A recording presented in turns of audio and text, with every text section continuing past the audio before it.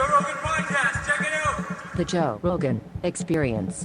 Train by day, Joe Rogan Podcast by night, all day. How'd you make it back?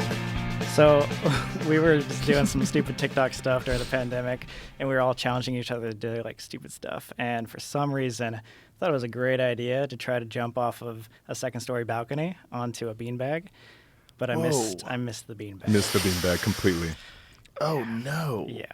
And you So- broke your back? Yeah. I did it a couple times the previous week, and I was like, I got this. This is gonna be fine.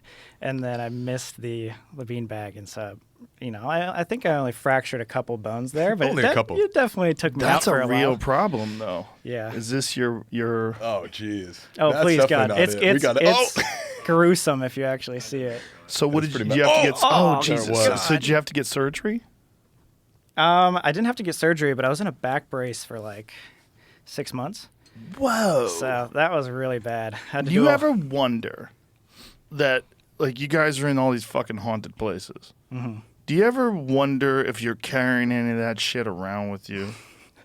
Well, definitely. But what's crazy is a lot of people think that the sign of something being with you is like back pain. But now that I've broken my back, I'm like, I can't make That's that real connection back right pain. there. That's a real back pain, not haunted Yeah, back not pain. like. Well, there's back pain where people just like there's psychosomatic back pain. Like there's a guy named John. Wasn't his name John Sarnos? Is that his name? He had this weird theory about back pain that applied to some people, not people with actual real injuries, but some people. That it's all in your head. That it's people that are like deeply stressed out and fucked up, and it manifests itself as back pain. And somehow or another, through his teaching, a lot of people, including Howard Stern.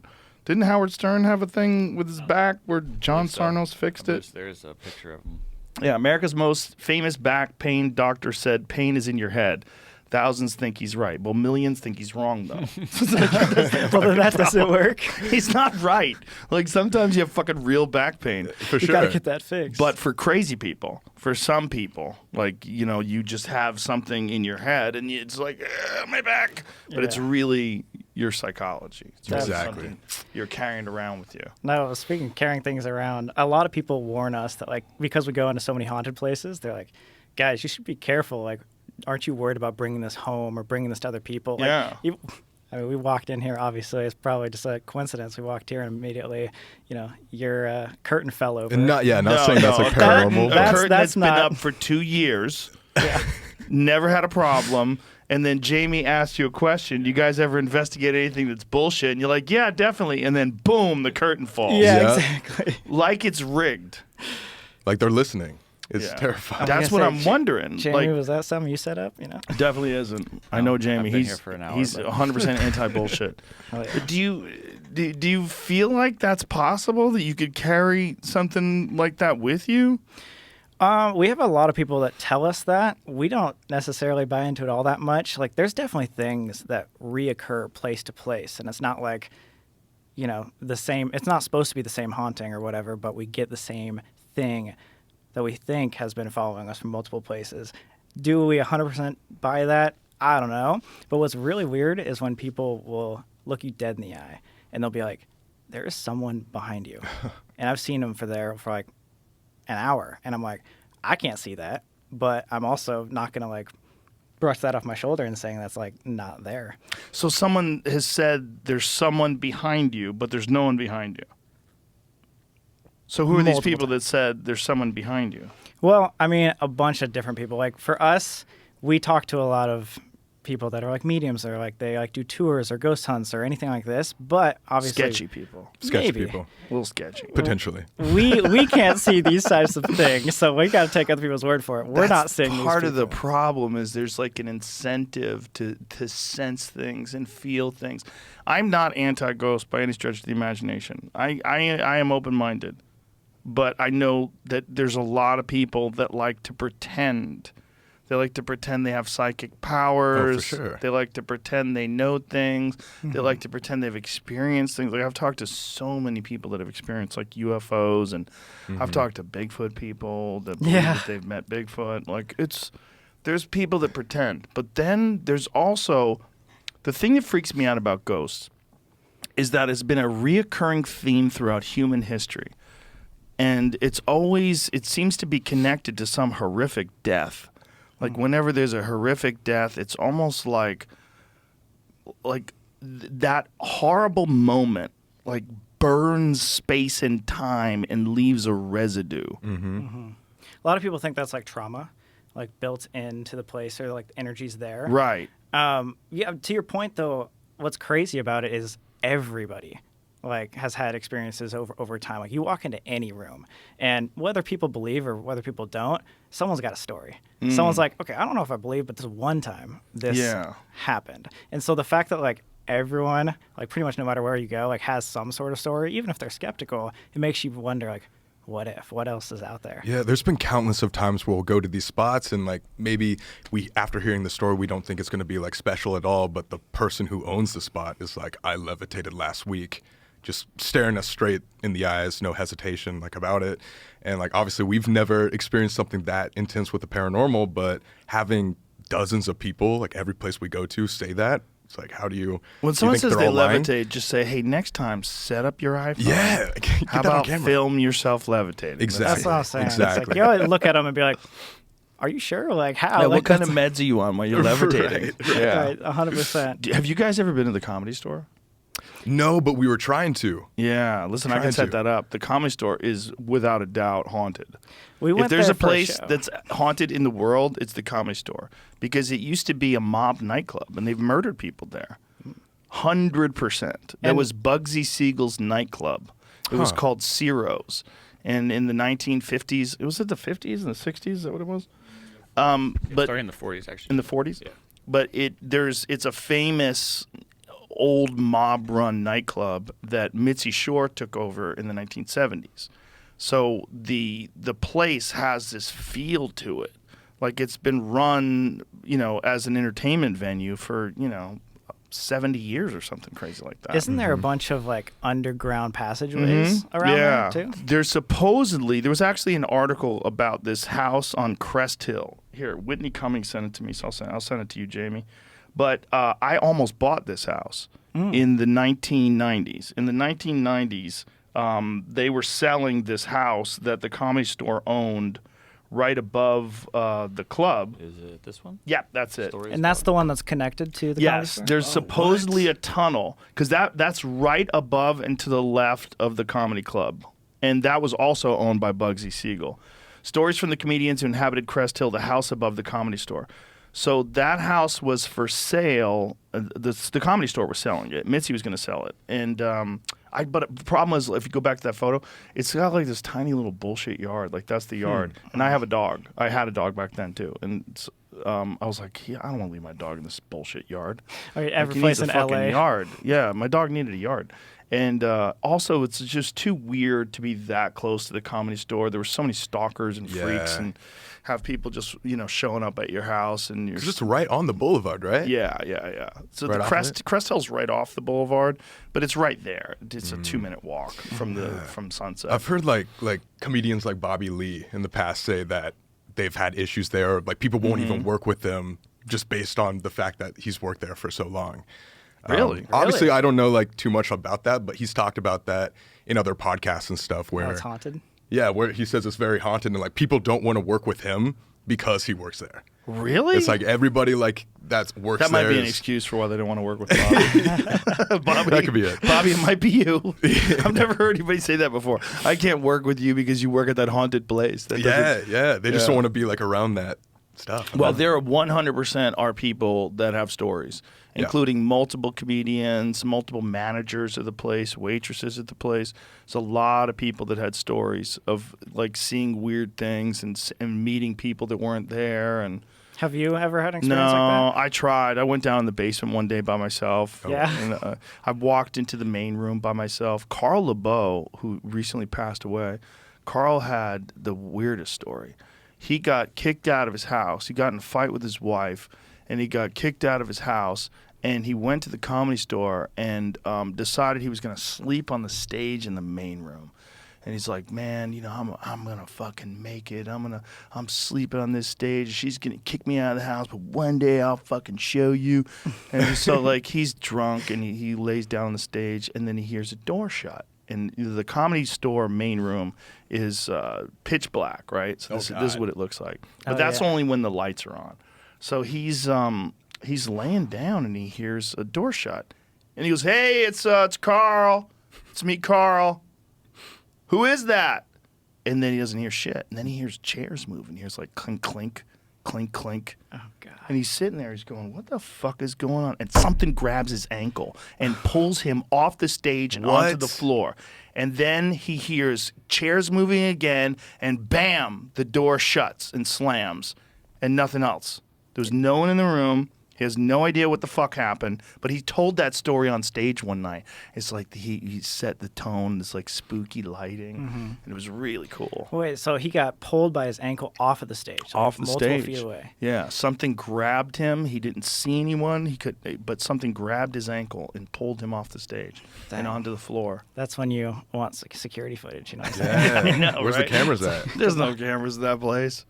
Maybe there is now, but they definitely wasn't back then. Yeah.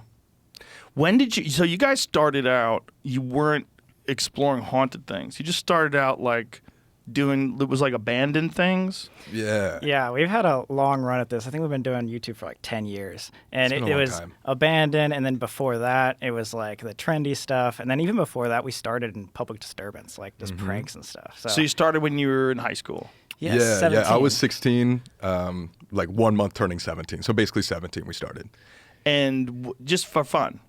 Just for fun. I mean, Kind of. like, so a lot of it was also because we wanted, like, we had a plan to become famous at the time, because as like 17-year-olds, it's a whole long story to it. But like as 17-year-olds, like we just really wanted to do that. It was like a goal of ours, because we had just like become like really, really good friends at the time. And after like learning how to be confident, we were very shy kids in high school.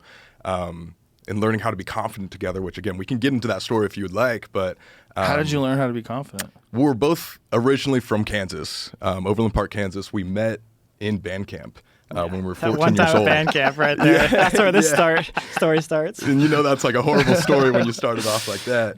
But it was so bad to the point, like we were just like super socially awkward and very anxious people where Like a lot of people. 100%. But like I had, like it was so bad to the point where I had to like carry around these like Tums, the anti-acid boy. pills, to just like honestly pop before each time I would go into like a new classroom, and just in case I got called on, I just wanted to make sure I wasn't freaking out internally. And so we bonded in band camp because we were both these like shy kids that What- didn't know how to talk to anybody. What did you play in band camp? Well, we both did saxophone. I played marching band clarinet.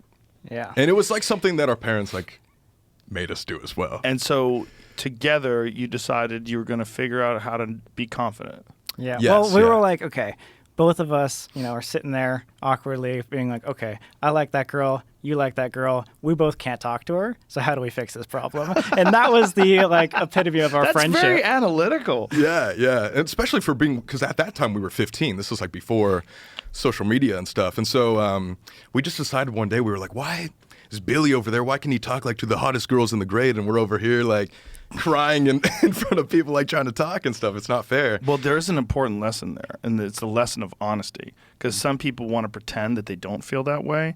And if you pretend you don't feel that way, but you really do, you're never going to fix it.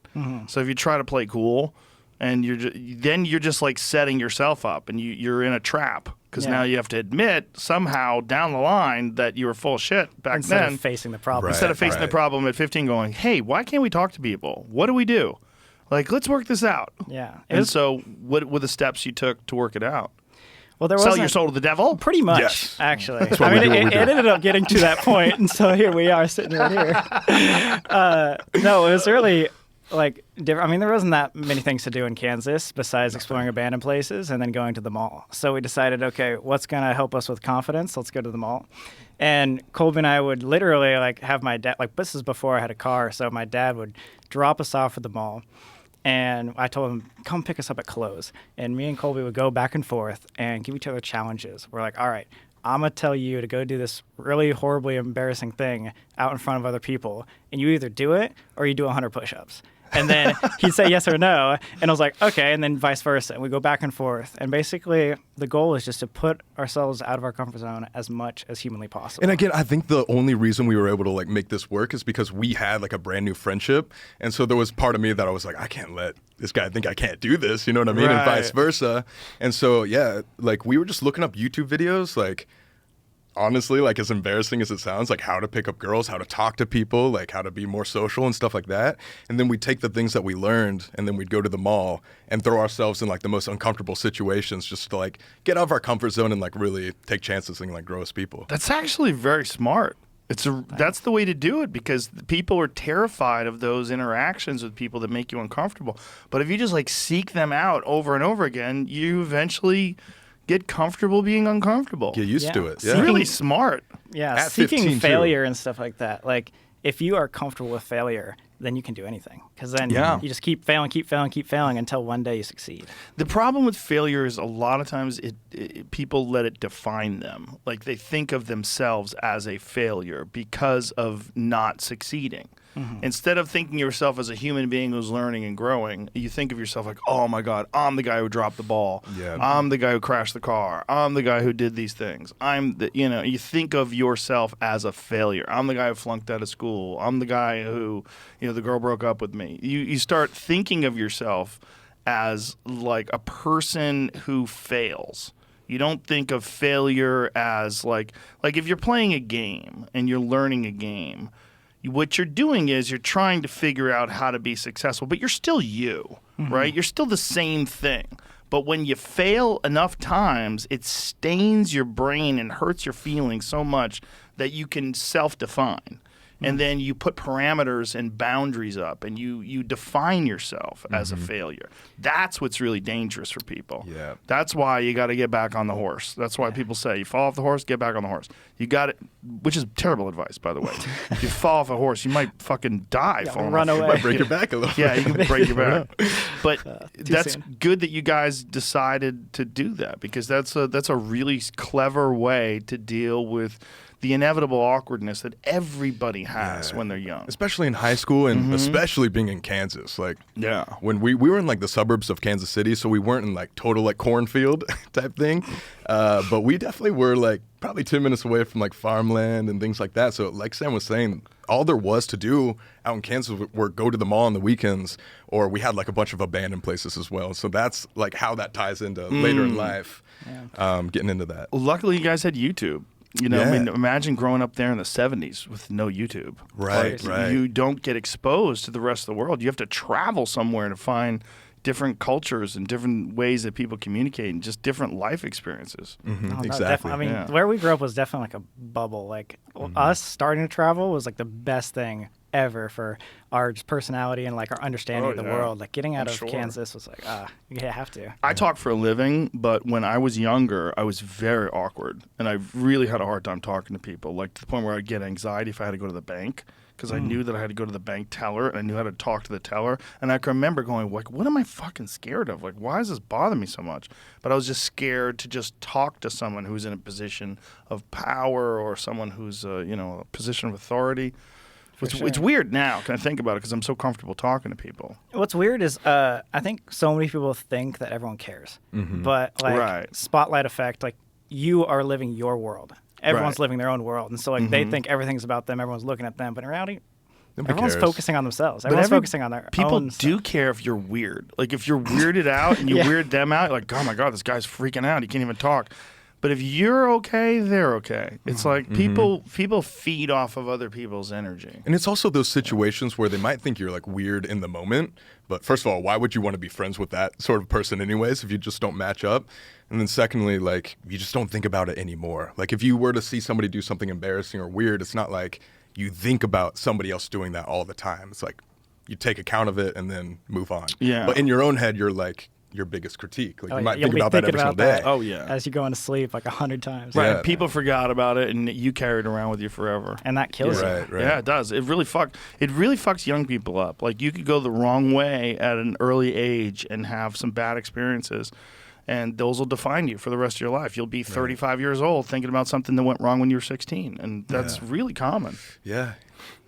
So, Scary. so you guys start out. You're doing these videos where you're just checking out abandoned places, and like, what was the motive? Like, you'd wanted to be famous, and you're like, well, we'll start making YouTube videos, and then like, so how does this get going? Yeah, okay, so like backing up just a little bit, like after we learned how to be confident, like we probably went to the mall like when we were 15 for like an entire year. And So it's like a year boot camp. It was literally like a year boot camp. Social boot camp. And we knew we were gonna be like best friends because this was like when we truly bonded. Like nobody in high school would be down to like go to the mall and be like, "Hey, you want to go talk to random people?" Like Practice everybody looked at social us skills, like, "What are like, you doing?" no. Even like our family, like at some points, were like, "What?" Like I don't understand this. But once we learned how to become confident, we felt like, and especially being 16, like we felt like on top of the world, like we could do anything we wanted to. And so being a 16-year-old mindset, and like having like the social status of us being like the band kids and just always wanted to like fit in and be popular, we were just like, well, why don't we, if YOLO, you only live once, as cheesy as that is, it's like, why don't we try to become famous in real life? And so we started with Vine. We started with Vine, actually, the 6-second videos for a while until it died, and then ended up transitioning over to You remember Abandoned. Vine? I do remember Vine. Didn't Elon Musk talk about? Doesn't like Twitter own Vine? Yeah, it owns Yeah. it. They talked about bringing it back, but I don't think they've worked on it in 10 years, so it's 10-year-old technology. Yeah. It And was TikTok bad. took over. It's all TikTok Yeah. now. TikTok's way better Chinese now. spyware. Literally. They're literally like getting your fucking passwords and your location 24/7. Yeah. It's terrifying what they can do. It's weird. It's weird that everybody's just like, whatever. Because Too it's late so now. addicting. They're like, I can't give this up in my day-to-day life. It's hugely addicting. So you guys start out with these Vines, and what were the Vines about? So the Vines were basically what we were doing as like our experiments and challenges that we were doing like the last year. So it was all public pranks and disturbances. Like we would get on top of like the food court lunch tables and do like a lightsaber battle, or like we'd get together and do like a flash mob in the whatever. But then sadly we got kicked out of the mall because banned from the mall. We got banned from the mall. Banned from your training ground. It was from our really training sad. ground. You got banned from the We mall? can't even come back now. Yeah. It's Really? Like we're now 26 and we are still banned from the mall. Like, we What keep happened? coming back and they're like, oh, get out of here. Really? We You're rode, banned uh, for life? Yeah. So stupid. we took you know how like every single mall has like a seating area like every once in a while or whatever, or like the dads like sit on there for a while. We ended up like taking one of these couches and like putting it on an escalator and just like riding it up, and then just we put it back down. That's it. And we were just They did thought it we for were a really stealing quick the video, couch. and they just thought we were like stealing the couch, and so they sent us like super serious emails like, you can never come back. Sign this. Ever. Yeah, well, Ever. this was like the 18th straw after like flash mobs and singing in the courtrooms and stuff like that. Like they're like, all right, you guys just got to get out of here. We're done with your shenanigans. Yeah. Well, So- it served its purpose. Yeah. It did. And so we were like, okay, well, now we can't go to the mall. Like, what's the natural next step? And it's like we were about to graduate high school. And so we heard about all the people out in LA, like all the collaborators. And I don't know if you remember, but there was this like massive apartment building with all the Viners that were Yeah. all collabing together. And we're like, maybe we should go out to LA. So we took a trip out there just for like a week and said, okay, is this the spot to go? And we got back and asked our parents, like, hey, can we just not go to college and, pursue this thing full time? And they were like, No. well, like, why? Like, no, like, why don't you do this? But then, after talking with them, they're like, okay, main thing, we want you guys to be okay in the financial world or whatever. So as long as you can prove to us that you can make money, they set a goal of like, I think it was like $20,000. dollars If you guys can make 20 grand before you graduate, you could move out and skip a year of college. And we're like, all right, let's hit the Yeah. ground running. And we just played like the whole like, we're doing a gap year sort of thing on Right, them. We were just right. like, listen, Mom, if I fail, like I'll go to KU next year. Like, Right. already accepted, so let's just try it or whatever. And plus, like, they had seen this whole journey. They saw like our friendship. They saw that we had like something going on with like the way we were thinking about stuff. And so I think they were just like, we can't really control them. Again, a mom just wants you to be financially secure.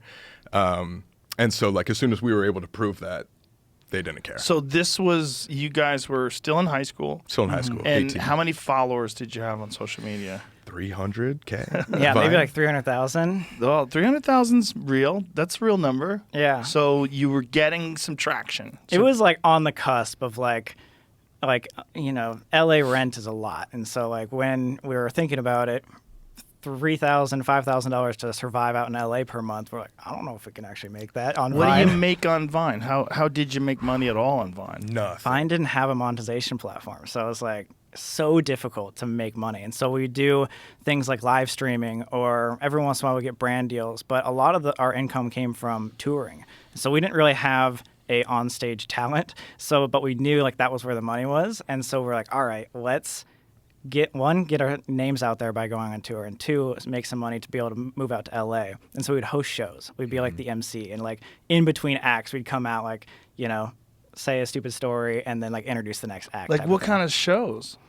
They were like social media shows where it's just like most talent there were like singers, but it was honestly just like a meet and greet for guys, like, to be honest. Like a bunch of girls would come to, literally the first one ever was called MadCon, and it's just like all these girls will just come and like meet their favorite YouTubers, meet their favorite Viners, whatever. Oh, okay. And so we'd host that. These YouTubers and Viners would just, whatever they did, whether they played guitar or something, they did something so they could do it publicly, but people were just there to see them because they were the person from YouTube. Pretty much, yeah. And meet them and take pictures and stuff like that. Right. And so you guys did that for money for a while. Yeah. Yep. Luckily, that ended up working out. We didn't get our entire goal, but our family was like, all right, you guys are making money, why not? So 3 days after our high school graduation, we took the road out to Los Angeles without a plan.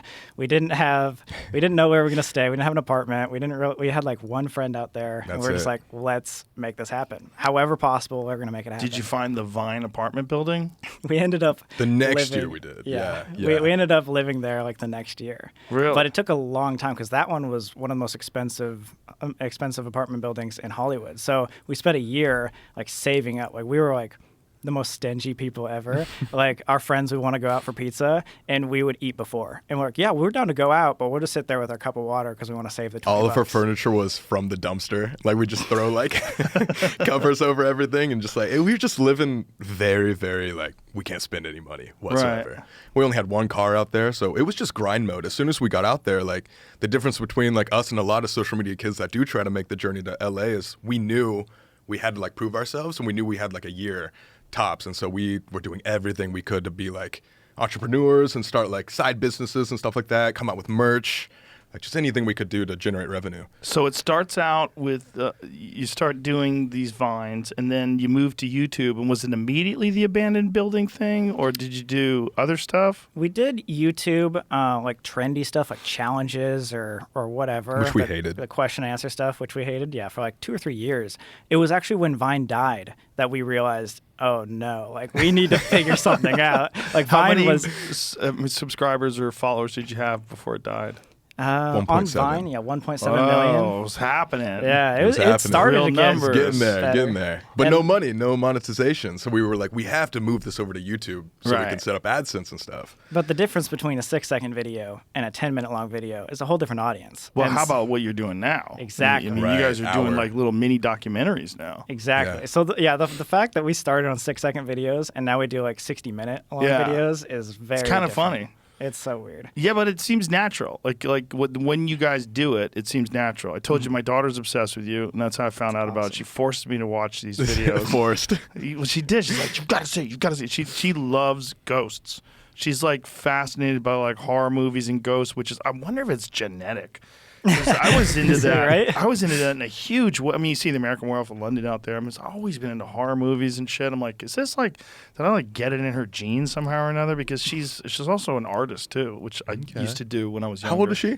She's 12. Okay, gotcha. So she tells me about it, and then she makes me watch a bunch of the videos, and I'm like, how do these guys get started? Like, how does this happen where you get to the point where now you're ghost investigators? What's crazy is like we never envisioned ourselves to do No. that. Like we had a really like deep-seated interest in like the abandoned, and like that was the only thing to do in Kansas. So we like spent most of our friendship in high school exploring abandoned places or creepy buildings or haunted houses. And so were you in these abandoned buildings? Were you like going over the history of this place? Like this used to be a factory, or this used to be a school, or Back in the abandoned days, it was different. Again, we were trying to find ourselves on YouTube. And so the best thing for us was just to be like genuinely excited about something, because we'd be doing these couch videos, doing these challenges, and just hating what we were filming. And so just capturing so a lot of like what was already existing on YouTube at that time with Abandon was like more documentary style, where people would like start their video inside the place and then just have like a very slow paced, like this is what it's all about, and then goodbye. But what Sam and I wanted to do was like film the adrenaline side of it, like film us running up to the place, hiding from the guards, like hiding from police. We don't break into these places, we don't like vandalize anything, but like sneaking in, like all like the adventure part of it. So we were, more adventure, less like history of it. Yeah. When we started. Did you guys get in trouble for any of these? I mean, a lot. Like, well, and even in Kansas, like when we first started, what we realized is, being young-looking kids that are doing this, and like we kind of got better and better at it. Like we figured out, okay, we can talk our way out of the cops like every once in a while, and that definitely happened. And I think at that point we were just like, we find it so much more interesting to have that like sort of fear of we will get caught, because no one else is doing that. Like, imagine seeing someone actually putting, crime on the online. And Minor crime. Like minor people. trespassing for little sure. bit of trespassing. Exactly. But we got arrested eventually. Did you? So, Yeah. Where'd you guys get arrested? Tampa, Florida. Oh, boy. Which Yeah, is yeah. our first mistake. Did for you get sure. thrown into the hooch? Like into the lockdown with everybody? I did did. for 24 hours. Sam didn't because this is so You got stupid. locked in for 24 hours? Like a little less than that, probably like 20 hours or so. But I had to stay overnight in the jail while Sam was able to like bail himself out. But pretty much, We did a lot of we did a lot of trespassing or whatever. Yeah. But trespassing is usually like a fine, like $75 or something like that, depending on the that's it. state. But sadly, this particular location was under construction, and apparently construction properties are government properties in Florida, and so they charged us with a felony. a felony. Ooh, Yeah. boy. And it was really strange because when we got arrested, there was like 8 cops that showed up to the scene with dogs and everything. That's why we got out of the place, by the way. And they like the deputies were super nice to us. It was the sheriff that was like, "Oh, these are YouTubers. Like we have to make an example out of them." And I had 2 fake IDs from when I was 20, trying to get into the bars, like still stuck in my wallet. Super stupid. Like no reason for that at all. Just a dumb move. And so I had 3 felonies, and Oh, my it made me like God. not able to bail myself out. They cap it at like 5,000, and each felony is 2,000 bail. And so I had 6,000. So I had to wait for Sam to bail himself out so he could bail me out. So I got taken back. Yeah. But Felonies. So how did it play out? I was Did going they to get say, dropped? I ended up, bailing myself out. So I think I was only in there for like 7-8 hours, and then I went to go work on his bail outside. But you had a horrible time. I had a great time in jail. It was Did you have sick. fun? It was sick. Really? I wasn't expecting it to be like a good experience, but yeah, it's funny because like we arrive and oh my gosh, all like our viewers and stuff make fun of us for this, but that day, like I decided randomly just to like rock like a Justin Bieber like merch shirt, and so I'm like coming in here looking like a teeny bop like emo kid like with Justin Bieber shirt, like piercings and stuff like that, and like everybody's just like turning their heads, and I'm like, oh, this is when I die, like I'm Right. gonna die here. But they took out like all my piercings and stuff like that, said goodbye to Sam, like we were in like a big waiting room, and so when they brought me to the back, the first night was, I only stayed there for one night, but like that night was super scary, but for the rest of the time, like long story short, like I got moved to another pod, like a felon pod, because I had 3 under my name. And Boy. I asked the deputy, he was super nice, and he could like see that I was like uncomfortable being there, of course. And I was just like, what should I do? And he said, dude, honestly, I would just go grab a book, go to your cell, and just like lay low. Sam's going to bail you out very soon. I said, okay, that sounds like a plan. So I didn't talk to anybody. I was trying to like mean mug and like be like serious the entire time. Grabbed a book, went to like my cell and just stayed in there. And then like 20 minutes later, I'm like reading my book. I hear the door start to jiggle. And I'm like, okay, this is when I die. I'm about to meet my like cellmate. He comes in, like super scary looking guy. I'm like freaked out at first, but he just turned out to be the nicest guy ever. Like he was like, what are you in for? He's like, this is what I'm doing. And like he asked about YouTube and told him like why like we do what we do and all that stuff. He's and like, I'm in for murder. I Yes. killed my wife. What was he in for? He said it was something with like drug smuggling cocaine somewhere. Oh, It was Jesus. something like that. Real- and I real was like, I crime. trespassed. I trespass for you too. Yeah, it's like that's why I didn't want to Completely like say different. anything about it. I was like, these guys are gonna think I'm like the biggest pussy in the world. Oh type my thing. God. That's but- probably better though. That way they don't think you're a threat. Oh, for Yeah. sure, for sure. Yeah. But we had a conversation for literally like an hour and like shot the shit, and he broke down each other's walls and stuff, and he was becoming like a friend actually. And then he was just like, well, I'm gonna go back out to the pod because there's like a main area where everybody can like hang out, where there's like basketball and places you can watch TV and stuff like that. And I was like, okay, I'm probably just gonna chill here. And he was like, no, you should really come with me. Like, I have a lot of friends in here. I've been in here for like a few months.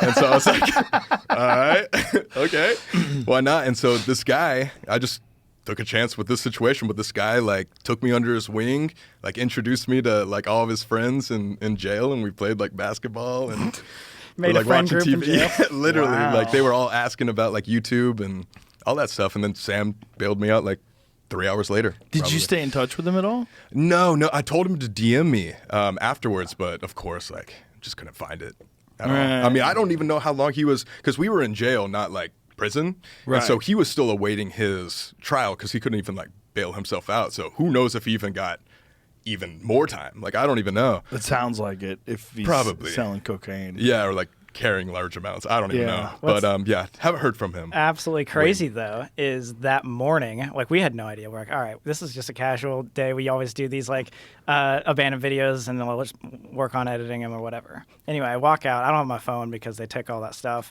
And our buddy, who was going to help us drive us home or whatever, he comes in. He's like, do you know what's going on?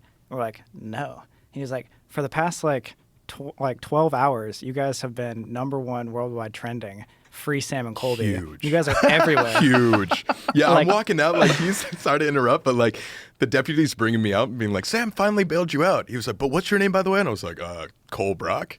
And he was just like, I've had thousands of girls call this jail to try to bail you out. I was like, wait, what? And then as I'm leaving, there's fans outside. It's like a meet and greet, like outside, like fans waiting for me. And so How I'm many like, wait, fans? what? It was like 3 or 4. So it wasn't like a huge thing, but like it was people that figured out like where the jail was itself and all that. A lot of people were calling, but it was so interesting because we never would have thought that was going to be the big start. But from that night and getting arrested, it completely blew up and changed our career. Yeah. It was so weird. And in terms of numbers, just so you know, like we were getting on the abandoned videos like a little less than 1 million, so like 700, 800K, which we were very happy with. But after we got arrested, we knew we couldn't do like the illegal stuff anymore. And so while during the abandoned days, and we can get to the story in a second, but like we went to the Queen Mary and had our first haunted experience ever. And so it just made sense to us that like, well, this is a legal thing we could just do at hotels and stuff. Why not just do like the haunted instead? And How much did the numbers change? up to like 2 5 million, 3 to 4 million, like the first Wow. one, and then they just kept growing from there. Yeah. So millions after. So tell me about the Queen Mary. That's the beginning for you guys. That's the And number definitely. one And origin. you went there to do what? So what was really interesting is we did a lot of the abandoned stuff, but every once in a while we would do like a haunted thing because those creepy stories and, the lore of everything is really interesting, whether or not you believe in it Yeah. or not. At that time, we didn't really believe in any of the ghost stuff. We're like, all right, but this is going to be a great video because everyone loves telling the stories.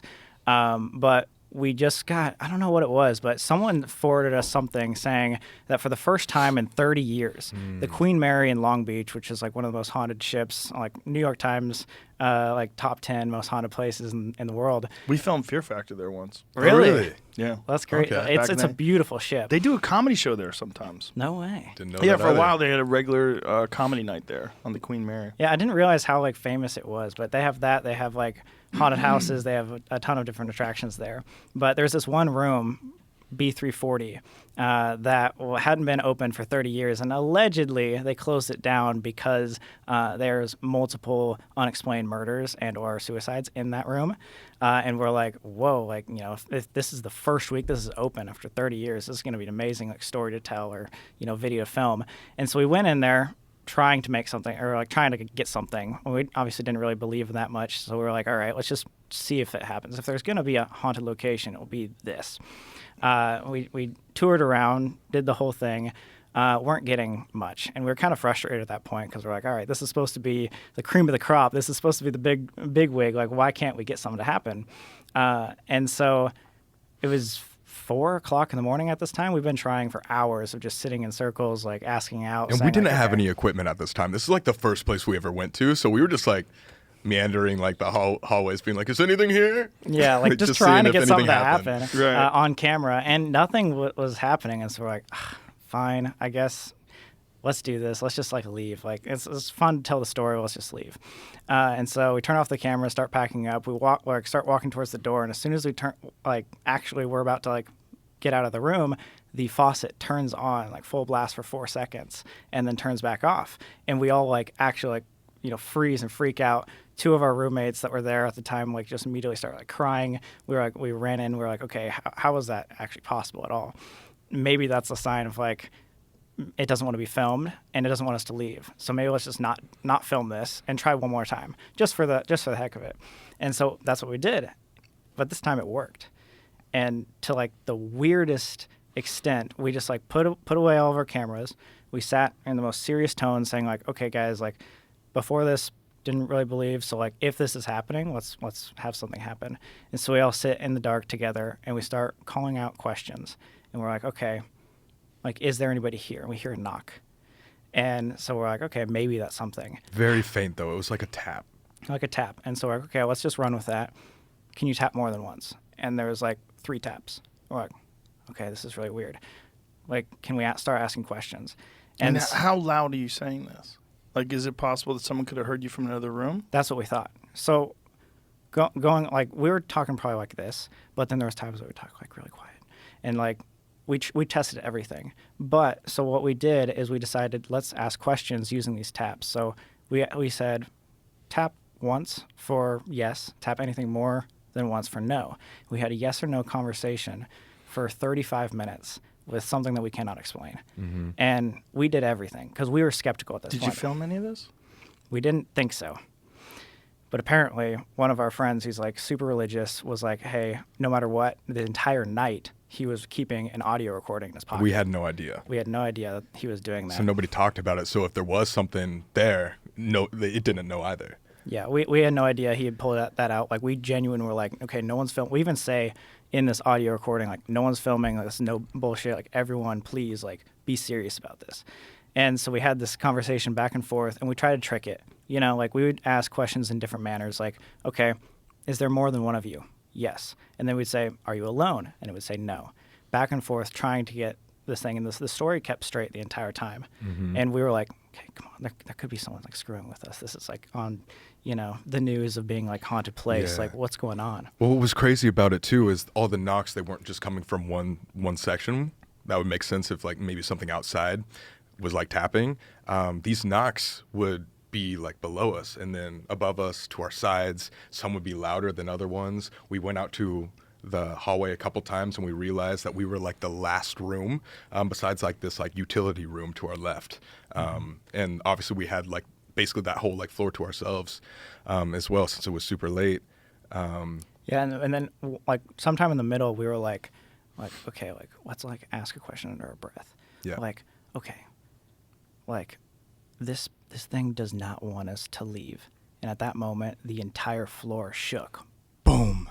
Like, we were like, oh my God, what was that? You could feel the vibration in your feet. Crashing on the ship or something. It was huge. And so we're like, okay, so this thing doesn't want us to leave. And maybe we should just like ask questions under our breath for the rest of the time, just so we know it's not some employee, it's not someone like screwing with us the entire time. So fast forward to the very end, we were like, okay, we've had a bunch of conversations. At this point, we really believe if this is truly something, I want to know something about something deeper than just yes or no questions or just like something silly of like how many people are here. So I decided, let's ask about religion. And I ask out, is there a heaven? And it knocks 3 times, meaning no. And at that point, our 2 religious friends that were there like immediately jumped up and said, we have to leave right now. We had no idea why. Why? Why? What's going on? Like, I'll tell you in the car, like, just don't look back. Let's go. Let's leave. And so we walked out. We left. We got all the way to the car without anyone saying anything. And as soon as we got in the car, we're like, what's going on? Like, why do we have to leave? He's like, well, in the Christian religion, anything like demonic or evil is supposed to like basically disprove that there is a heaven in order, And so what they were saying is like, we don't think this is some like spirit or something paranormal there. We think it was something that was trying to lead you away from heaven Yeah, or Christianity. demonic territory type thing. But that also just depends on what you believe in. Obviously, like our roommates were very, very Christian, very religious. And so when they heard the knocks saying no, they thought it was just kind of like a sign from like a demon to like steer us away from God, saying like this does not exist. And so they without question ran before we could even, like we kind of were wanting to stay there to ask more things. It was but- really interesting Because because this is your first experience with First anything experience. paranormal. well, Yeah. first very believable one. There has been plenty of times where we hear things or like things are scary.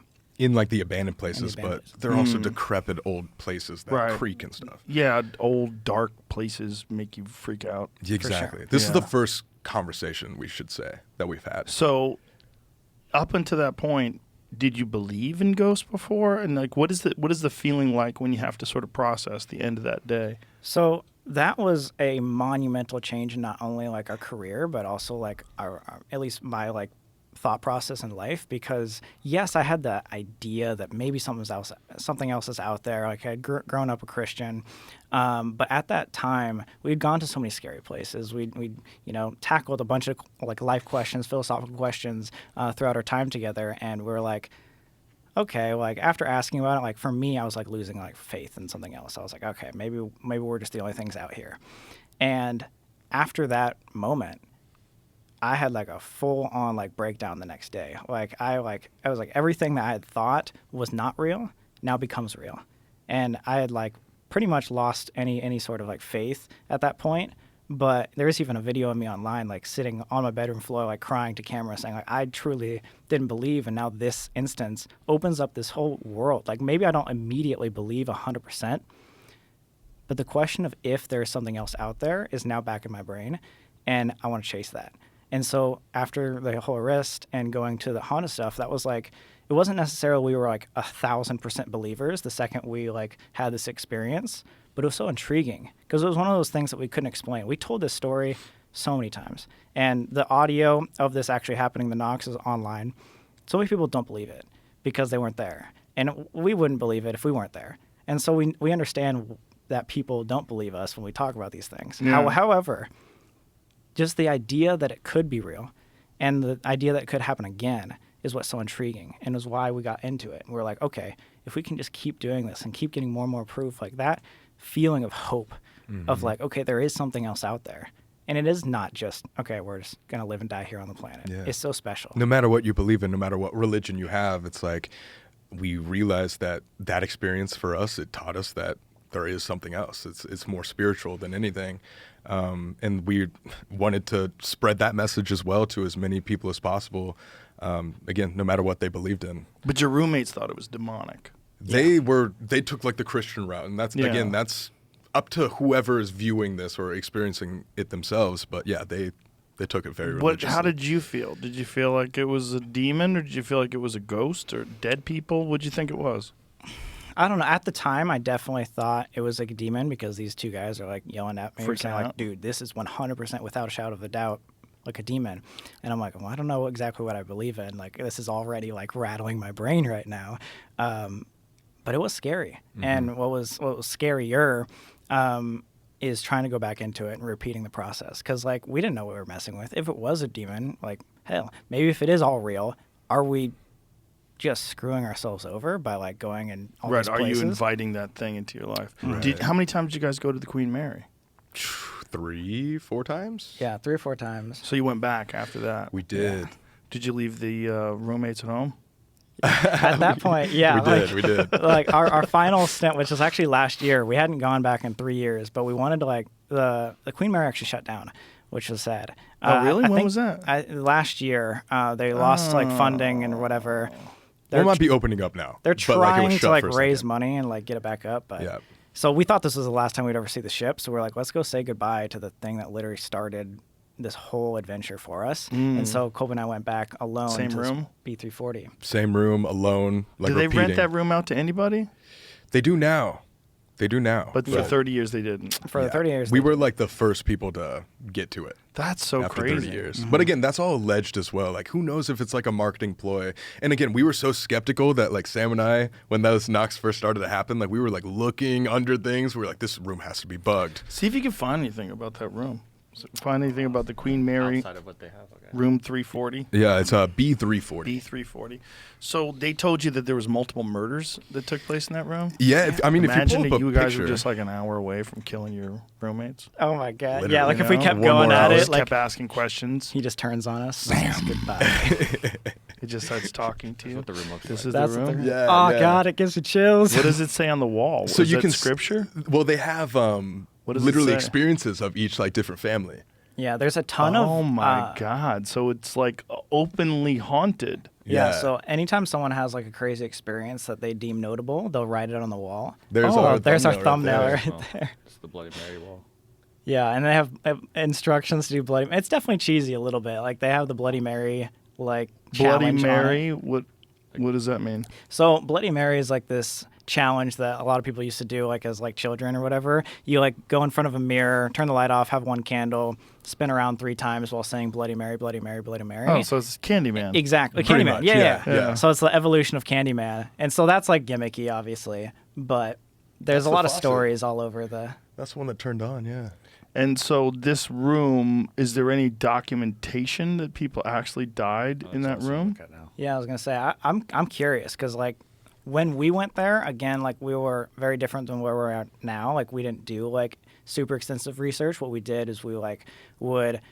We'd take the article that it says it is, but obviously we're not Right. going back and fact checking that. And then we go and talk to the employees. And so most of our stories were all like firsthand encounters with the employees that were there, or things that they would tell us rather than, And the employees seem to believe it. Oh, Oh, yeah. Every for sure. employee like we've met pretty much at all these haunted places are true believers. Those are the ones that said like they could see stuff following us. So yeah, people that work there like are super into like the paranormal and stuff. That's so. what's fucked, right? Because there's only a handful of those people that are there day in, day out. Right, right. Like, and you can dismiss that. or it's like, or it might be real. Right, That's right. the thing. It's just the thing that gnaws at me. It's like it's so easy to dismiss ghosts. Oh, ghosts are bullshit. But the problem is there's so many people that say they've seen it over so many years, literally hundreds and hundreds of years.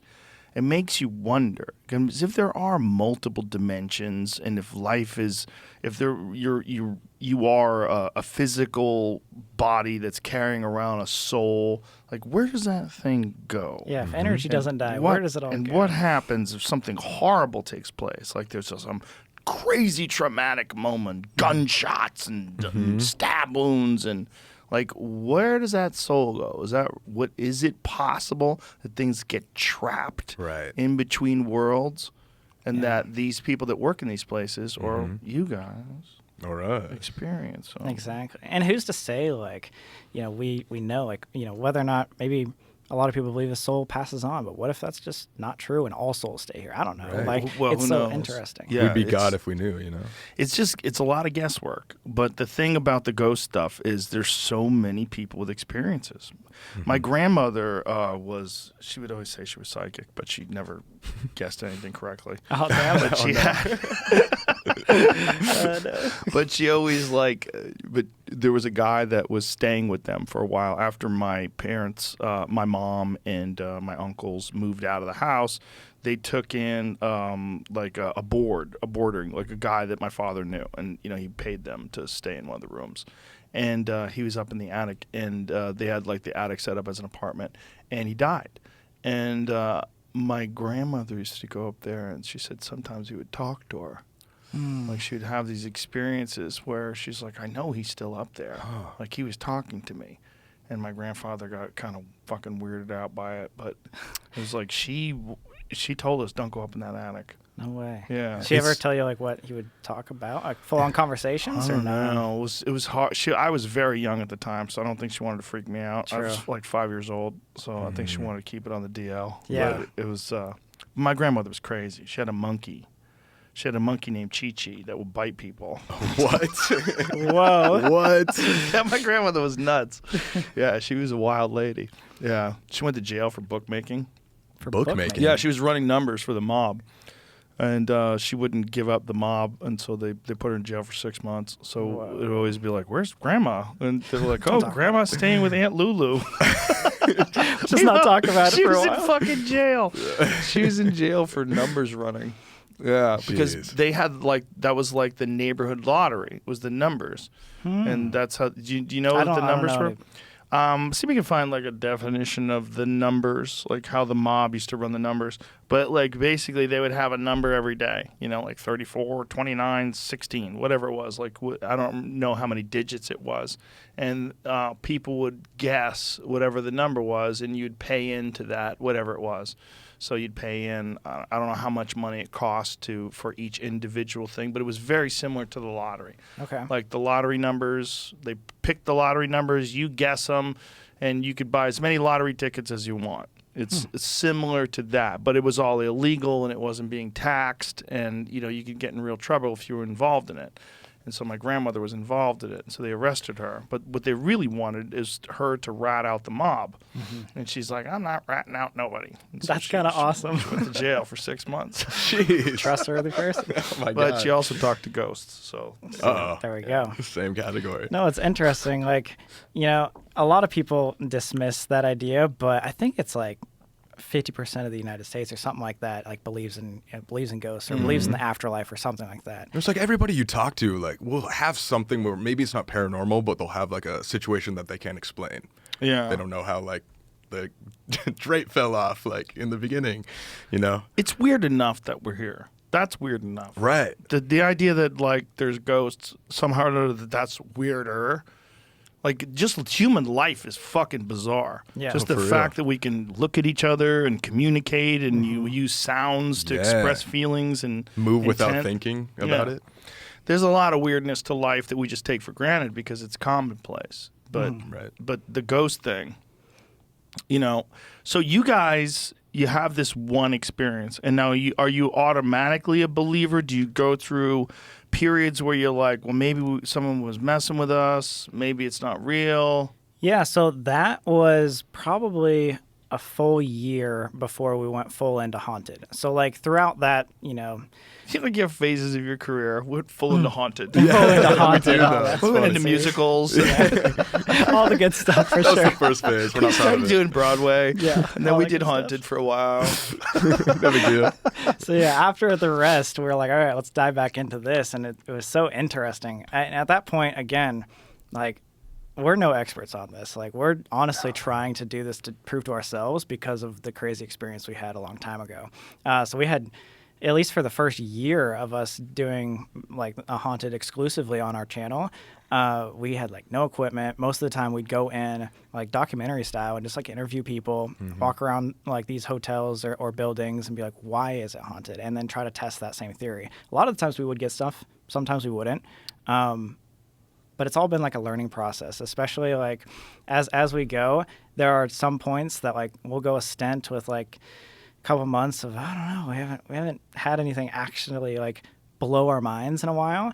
And then boom, something else happens. And Yep. it's just like brings us right back into it. So We're also just like coming up with more theories in our head of like what we actually do believe with the paranormal. Like, for example, right now we 100% believe in energies and stuff like that, and there's no question that you can walk into some places and it's like just a different vibe. Yeah. Like it feels heavier. Yeah. But do we believe in like the Casper the ghost sort of like figure ghosts? Like not really. Maybe we've seen like shadow figures before, but have I ever levitated? No. Have I ever seen something like straight in front of my face where I like undeniable proof that that's a ghost in front of me? No. It's like been like just out of corner of the eyes and stuff like that. There's some scientists that believe that things carry memory. There's a guy named Rupert Sheldrake, and he has this theory of morphic resonance, and part of his theory is that he thinks objects themselves contain some sort of memory, whether or not you can access that memory, but that objects contain memory. And he cites that as one of the reasons why people can feel things. Like, if you ever go into a house where someone's been murdered in the house, like, there's a reason why they have to tell you. Yeah. Like, they can't just sell you the house. They have to sell, well, by the way, like, if someone gets murdered in a house, I don't know, like, for how long after and it's probably varies by state to state. But I remember in California, like, you would have to tell people if someone got murdered in the house. For sure. Like, to this day, they can't sell that fucking John Bonet house. John Bonet Ramsey. I There don't was a even know house. what that is. She got murdered in Boulder, Colorado. She was a beauty pageant queen who was a tiny little girl. It was really creepy. You ever do those child beauty pageants? Yeah. Yeah, well, she was murdered when she was very young. I don't know how old she was, like 8, 9, something like that. And it was a national scandal because they couldn't figure out who murdered her or what happened. And some people thought that it was the parents, and the Boulder Police Department botched the investigation because they weren't really – Boulder's a pretty peaceful place. They're not used to murders, especially not murders of children. And also, like, it exposed people to how weird these child beauty pageants are, where you're taking a little girl and you're putting, high-heeled shoes on her and short skirts and sexy makeup. Like, what the fuck are you doing? Right. And so it became this thing. So we lived in Boulder for a while, and we were looking at real estate in Boulder, and there was this one house. Like, this is a pretty nice house. Like, what? Why is this house so cheap? It was weird. It's like it seemed like it should have been more expensive. And then I Googled it. And I found out, that's the house where John Bonet Ramsey had been killed. Oh, man. Yeah, I don't know if it ever sold. But, like, the entire time we were there, it was for sale. It was for sale before then for years. I think they might have even changed the name of the street to try to sell the house. Some weird shit I've like definitely that. heard of that happening before. Like, they're like, oh, no one's buying this because of that. Well, it's a thing. Like, no one wants to buy a house where a little girl was murdered. Oh, for sure. And might have been murdered by her parents. Like, that was the real, really? the scary part about it was the accusations that the mother did it. They brought in these handwriting experts, and the handwriting experts compared the ransom note with the mother's handwriting, and they were trying to say that the mother wrote the ransom note. And, like, who fucking knows? But it's gross enough that no one wanted to have anything to do with that house. Yeah. No, it makes sense. There's this one time, one of the creepiest places we've ever been is kind of a story like that.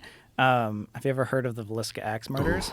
No. So Messed up. in Villisca, Iowa, there was this serial killer that came in, apparently, and small little town, a couple thousand people or whatever, little house, and somehow this guy was able to come into the house, kill 2 parents and 6 kids all in one house with an axe. Tiny house. Without getting caught at all. And to this day, it's an unsolved murder. Oh, Jesus Christ. And it's just so bizarre. And that was one of the places that, like, yeah. Oh, my That's God. it. Yeah, we went super- Oh there. my God! Look at the fucking sign in front of it. Jesus Christ! They got Villisca Axe Murder House, and it's dripping blood. If you were a neighbor, you'd be like, "Hey, bro, maybe take that fucking change sign that?" down." Yeah, exactly. A little Imagine. insensitive for sure. Jesus Christ!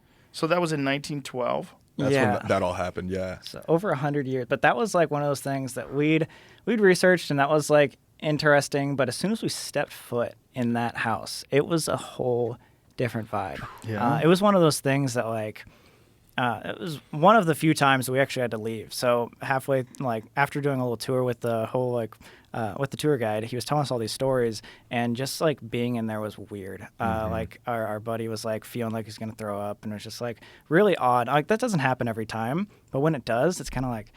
And it might be because of how fucked up it was. Right. There was a lot of things that went down in this Well, murder. it's also about it, right? It would have been interesting if someone brought you into the house without telling you anything. Like, how do you feel in this place? And then see how you feel then. Right. Is it like a placebo effect maybe that because you know the story, you're could walking be. in there? I mean, that's a crazy placebo, right? Like Oh, to know that a whole family's murdered with a fucking axe. Right, right. And the most gruesome part about it is the killer used the blunt side of the axe. So you can still, because we went there to investigate, you can still see like the axe markings in the ceiling when he was going back Oh God. to go down. And again, it's so weird because there was like, on the top floor, there was like the parents' room, but then right like 5 steps down a wooden creaky hallway, was the children's room where there was 4 of them, and then there was 2 more of like their daughter's friends that they were hanging out with that were downstairs that got murdered as well. So how is it possible that he was able to get to all of them with the blunt side and just And did he break in or was he hiding like in the attic? Like we don't know. really creepy. Yeah, I think So that was the one that got you the most? Yeah, Like that Conjuring. like true crime world is like really really messed up because like again like the stories you hear too and the allegations of these people is like, oh god, because for that particular ex murder, the little girls downstairs apparently were the last ones getting killed, and because of that, the killer was apparently reported that he like would, and this is like really disturbing, trigger warning. yeah, like would like unclothe the little girls, and he sat there and he pleasured himself in front of these like dead with like a people. big like slab of bacon. It was like those types of gruesome With a stories. big slab of bacon, A big slab too? of bacon. He like sexually pleasured himself to Oh, these like dead God. bodies. Yeah, like, of so like girls under like 10 too, I think, or 15, something like that. And it never happened again? And then they never found the guy? Did they have suspects? So they do have suspects, and what's really interesting is the 2 main suspects that a lot of people talk about were not the ones that we ended up talking about in our video, just because right before doing research on this location, we saw this this author that just came out with a book about a serial killer, and she thinks she solved the Villisca Axe murders because that same exact style of murder was actually this the serial killer that went from Midwest town to Midwest town on a train, and it's called The Man from the Train. And the same exact thing. So like things like covering the mirrors after like the death, and like the back of an axe. The fact that he was left-handed, which He would eat meals like afterwards, like he'd like make himself a meal and sit with all the dead bodies and eat. Yeah, cover up every like window because he was like ashamed that if he saw his reflection or something like that. And every single spot that this traveling serial killer went to would cover the windows and do weird things like that, bacon and ritual all that things. stuff. Yeah. So how many different times did this guy supposedly do this? I don't know. I think he did a lot. Like this specific Dozens, serial killer right? did like dozens of times. But the 2 main With suspects, axes. yeah, with axes, which is weird. And then they explained to us why. And this is a little gruesome too. But if you do the sharp side of an axe, it'll get stuck in your skull. But if you destroy the skull with the back side, the blunt side, then you can pick up the axe faster. And it was like, ugh, God, like that's Jesus. so Oh yeah, and we gross. thought like we were Gruesome. like maybe he drugged the family beforehand or like chloroformed them or something, and there was no sign of like any drugs like used. It's so weird. According to the book, The Man on the Train, they describe him for being responsible for up to feeling certain that Mueller committed 14 family murders totaling 59 victims, less certain varying degrees of his involvement, and another 25 family murders totaling an additional 94 victims. Wow. Oh my god! And there's even this one guy. in Germany they think might have been attached to him. They have a photo of this guy? I don't think so. I don't think so. So what was his name? Mueller. Like Paul Paul Mueller Mueller. or something. And why did they think it was him specifically? Did he get arrested? I'm just looking at the Wikipedia that breaks down the book. He so just like I have to buy the book. the style of the murders were so similar, and the 2 other main suspects that they hadn't murdered anybody previously, and so Yeah. this guy just coming in train by train to all these different cities. Yeah, the other suspects were just like not as intense, I guess you could say.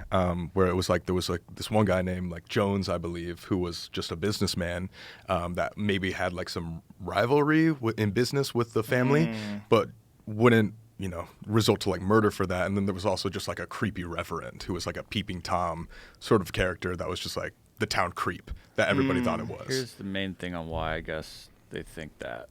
What they think. I don't know if you can read that. It might be a little small. Yeah, according to the Jameses, a number of murders in the period were assumed by local police to be one-off incidents or actually committed by a single person, probably Mueller, based on certain similarities among the crimes.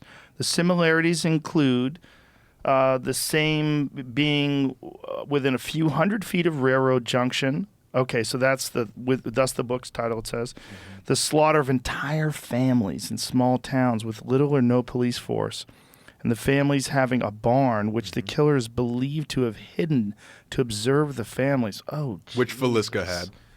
Oh Yeah. my God, Yep. that's so fucking. Imagine this Messed up. this guy like waiting in the barn, watching the family go to sleep. For how many days, before he did it? And they were all at Ugh. church service before it all happened as well, which is course. horrible. Yeah. Jesus Add Christ. insult to Yeah. injury. So that one particular, you felt something when you were in that place. I mean, you just walk in and it just feels, it's hard to explain, but you can feel the negativity in the air where it's almost like, as crazy as it sounds, like the air feels thicker in a way. my stepfather, who's like a very like sober thinking, like rational person, went to Gettysburg. And he said, you can feel the sadness. Yeah. He goes, it just feels horrible. Like you're there and you feel death. He goes, I've never felt anything like that. Like you're at a battleground. And, even though it's 200 years ago or whatever it was, less Yeah. than 200 years ago, you feel it. He goes, you can Yeah. feel it. He goes, I had to get out of there. Yeah, I that's the thing with some of these places. It's not necessarily like,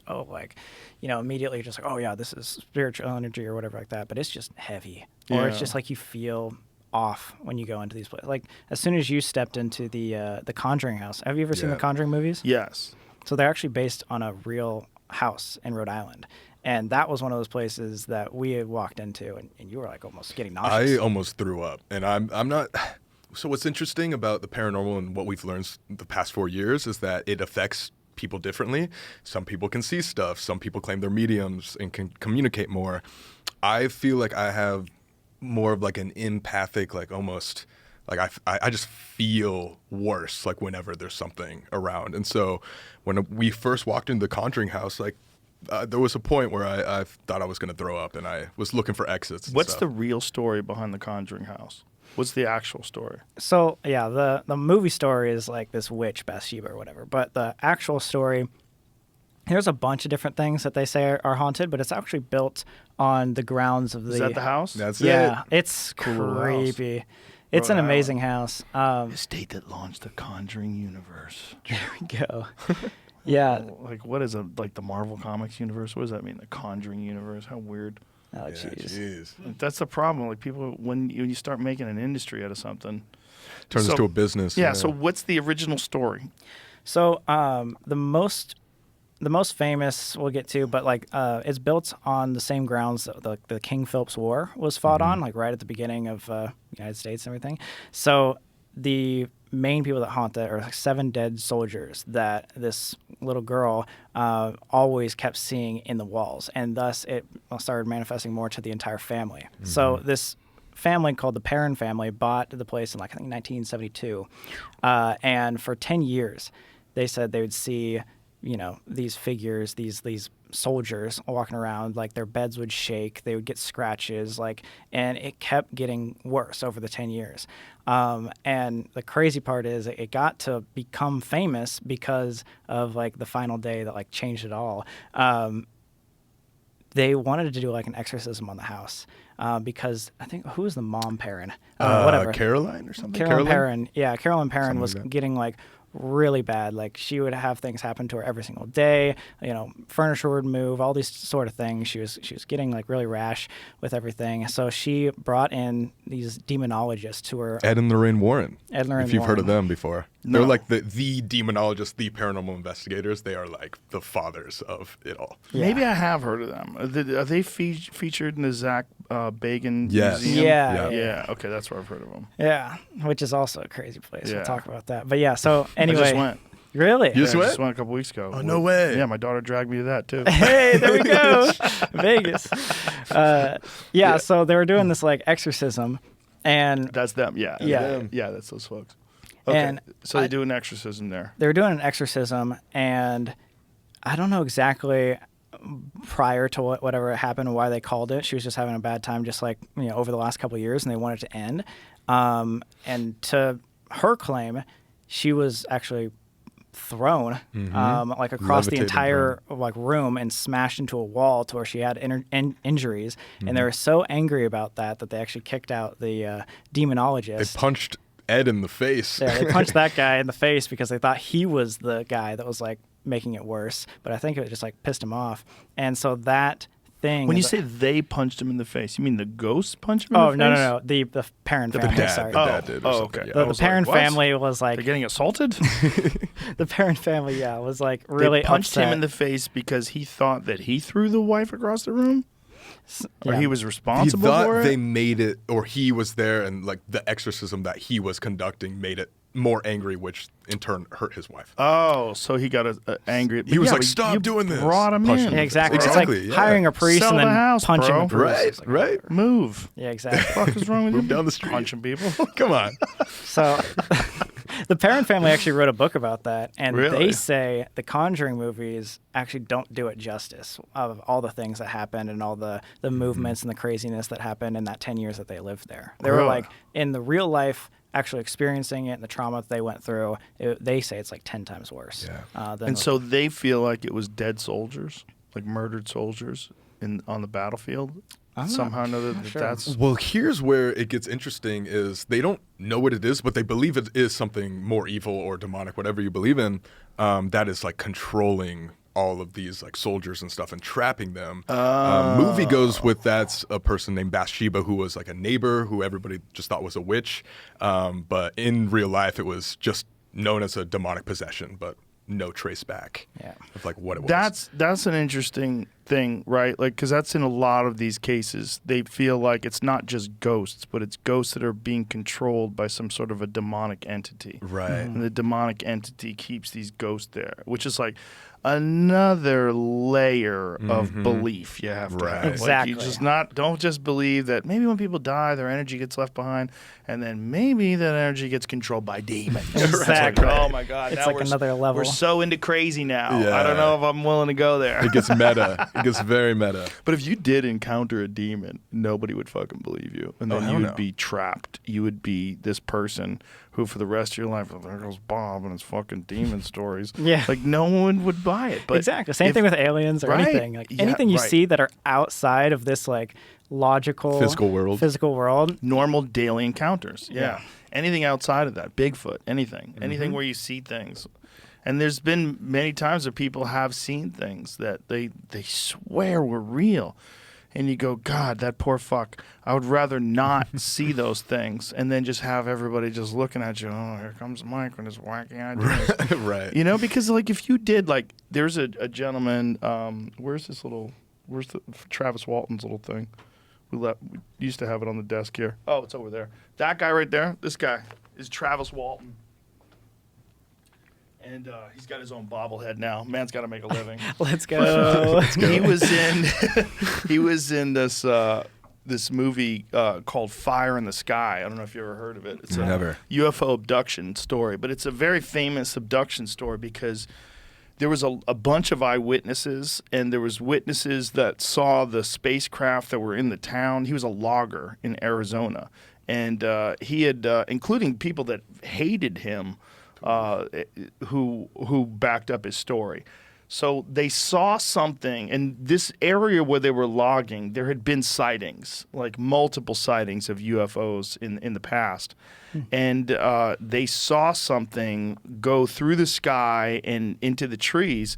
And they pulled the truck over. This guy, Travis Walton, who was a young guy at the time, he's in his early 20s, jumps out of the car, runs over to this thing, and there's a flying saucer, like a classic flying saucer that's hovering over the ground. It was like a flying saucer, right? Is that how he described it? I believe? Yep. Anyway, he runs up, gets too close to this thing. A burst of energy hits him. Like he got too close to it or something, gets knocked down. The other guys run.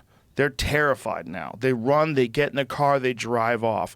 And then they're screaming and yelling at each other as they're driving off. Like, we got to go back and get him. We can't fucking leave him there. Yeah. So they go back to the same spot. He's gone. He disappeared for 5 days. Then, what's like 5 days? I hope I'm not fucking this up. So 5 days later, he shows up in town, calls someone on a cell phone, calls the police, tells them his story. There's recordings of him calling the police and telling his story. No one knows what happened to him. 5 days, no food, no water, and his story was that they took him aboard this spaceship and repaired him. that he got damaged by this burst of energy that came off of this spaceship, and that they repaired him, and that he communicated with these beings. And these beings are what everybody describes as these classic gray aliens. These things with these big heads and these large eyes, and then there was different types of creatures that were on this spaceship too. But that poor fucking guy, for the rest of his life, now he's like in his 60s, maybe 70s, and that's him. He came on the podcast, very nice guy, but now he's the fucking wacky UFO guy for the rest of his life. Like man. Travis Walton could have been a normal guy and Yeah. had a normal life and never experienced that. Like, would you rather be the person who has the unique experience that nobody believes, or never have that experience where you could just live a normal life? I would 100% rather have the experience, I think, because, okay, maybe not the UFO experience, but the reason I think deep down that I'm so intrigued with the paranormal and like these experiences is because in a way it gives me hope of something like further than this. Like I'd rather like, instead of like not believing in anything and just being like, all right, I'm just going to die and sit in the ground for the rest of my life or for the rest of eternity. I want to, even if it's a little notch of faith that there's something else out there, I would much rather have that experience. But that's my opinion. I mean, I would agree too. I think, you know, there's going to be people that judge you for what you believe, no matter if it is in ghosts or like even talking religion and stuff like that. So you might as well just stay true to, you know, the things you actually experience. And I would love to find out. It's answers. It's kind of like giving, like you said, like a little bit more hope of what comes next. Do you guys feel that with your experiences that you've had, they're limited in terms of like you haven't had anything like the Conjuring House happen to you? But you've had enough happen where you've been around enough that you have questions. Yeah, I mean, that's the thing is that's where we like draw the line with like what we believe in with what we don't. Like I don't think if I keep doing this, I'm going to start levitating. If I do, that would be the straw. That would be the final thing. If I levitate tomorrow, I saw the Sally House video today. Yeah. Okay. I watched the Sally House video today where I was working out, and those people were telling me, telling you rather, that they levitated. Yes, and the I was medium. Like, did you really? But Yeah. they're so like dead serious, and they there's seem so so many normal. people. They seem so normal, other than Right. the fact they said they levitated. Exactly. But dude, if I Exactly. levitate tomorrow, then that's it. I don't have to do it again because Right. I would believe. I'm like, hell yeah, this is awesome. I don't think that's going to happen to me. No. Mm-hmm. But there's so many things that we've seen that are like, okay, that makes me want to inch a little closer or try it again or do it again. You know, there's that like, you know, spark of like, oh, I cannot explain how that happened. What's the most profound one that you guys have experienced? I mean, besides Queen Mary? There's both like in like individual experiences that have been insane. Like for me, for example, I went in Texas. Actually, there was a spot called Bowers Mansion. I don't know what city it was in. It was a small town in Texas, and this was one of these spots where nobody has ever investigated, or with just like a handful of people. So we were going to be like the first YouTubers to really investigate and like put it on the map. And it had to deal with like, I think it was like a murder suicide. Some guy like killed his wife and then shot himself. And we're trying to like, especially this year and in the future, try to just put ourselves in more scary situations. So it never, you know, it's always like exciting and stuff like that. And so we're trying to do like more like alone challenges and stuff and just things that like give us more fear. And so for this specific one, I had the challenge of like staying in the entire like mansion by myself. And I was on the top floor in like a room which was deemed to be like the most haunted. Apparently a guy named like Bernard had lived there like in the past and basically was like stuck in a wheelchair his entire life and stayed in that room and would like only look out the window and that's it. And he died and apparently still in the room. And so I'm up there and Sam is not even in the house. I think you were actually in the cellar. And then one of our other buddies is like across the street. And earlier, before we all did like the alone investigation, the door as we were walking down the stairs of the Bernard room closed shut. And we were all like, wait, did you guys hear that too? Was that just my imagination? We run up there, it's completely shut. And so we obviously propped it back open. But since I knew that had happened before, I was just up there like asking questions to Bernard. And I was just like, all right, Bernard, if you're really up here, why don't you slam this door right behind me like you did for us earlier? It's just me and you. Do it.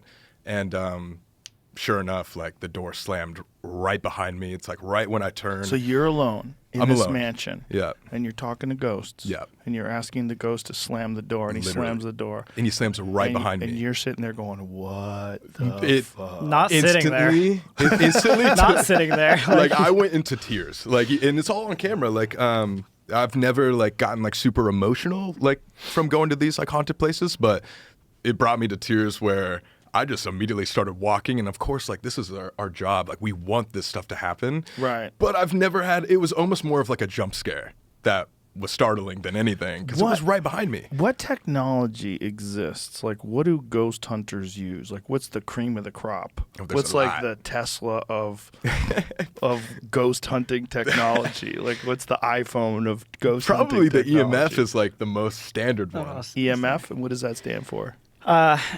It's like Electromagnetic frequencies. Yeah. Field or it's an something. EMF Field. detector. Yeah. So basically just detects changes in EMF energy. So like, if nothing's changing at all, it won't do anything. But if Okay. there's something like movement or like, new energy enters the room or something like that, it'll spike. And so that's like what a lot of the equipment is based off of. What's really interesting, the stuff that we do now is we try to integrate just more normal like everyday objects into our investigation because of the fact that a lot of people are skeptical. So for example, one of the pieces of equipment that we use a lot is like a cat toy that lights up when you touch it. So we would put cat balls around and, we've seen them sit there for hours and nothing happens. And then like one time we'll be like, all right, if there's someone in the room, can you go touch that cat ball 20 feet away Goes from up. us?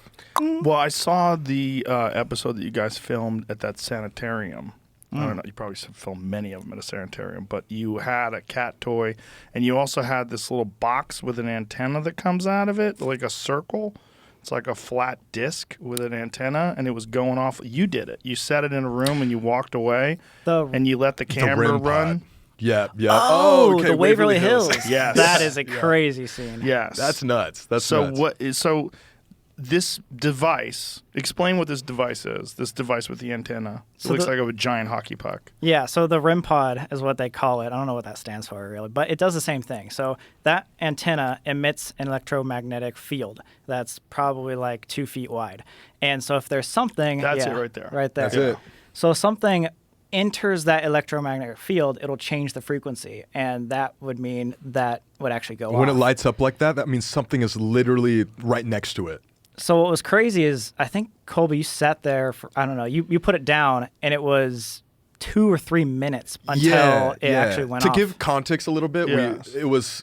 the challenge was to go put the REM pod downstairs by like this ball or whatever, and everybody else was upstairs and we had to go alone and do it. And so I went down here and I put this REM pod down, set up the camera, and then we're all upstairs. We have no idea this is going on at all. And we should There's- explain someone come back. why the ball, because there was a video of a ball sitting there by itself, and you're watching this ball, and it's not moving forever, and then all of a sudden it just rolls by itself on its own. Mm-hmm. So that was What- really crazy. What was that ball? Like, where was that ball, and who set the camera up for that? So that wasn't our video, but the people that we went with who are our friends, that was their video. They had been to that place like 3 or 4 times, and one of the times they had set that ball down because the story goes that the person, the spirit or whatever that is moving that ball is like a little kid. And, it's a sanitarium. It was like really sad, but, the kids were allowed to like play on that level. And so if you put a ball down, it's supposedly, if there's someone there, it will move. And they put that little rope there specifically so that no wind would get it. Like you'd have to actually put like an immense force to push it. And so our buddies who had been there before filmed, I think they said it was like a 3-hour clip. 3 hours of this ball sitting in that same area, that's why we put the ball there, of just nothingness. And then like you said, it didn't seem like it was wind or like slow. It was like immediate push. It was like boom, and it like went off That's the what it looks screen. like on the video. It's- The video's bizarre. It's like, It was a video because I don't know, technical challenges or whatever. He was filming his YouTube video. I don't know why he was filming the video, but that's why it looks so bad.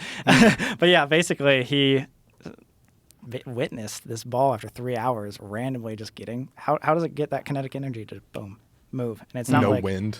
so you guys decide to set this up. So you put the ball down there, and this Yeah. what is this box called again? That you The said? REM The REM pod? pod. REM pod. Yeah.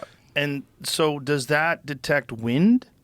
No, it's So does wind set it off? Like if No. you set it up outside and it's windy? That won't set it off. No, No? it's only like coming in contact with it, pretty much.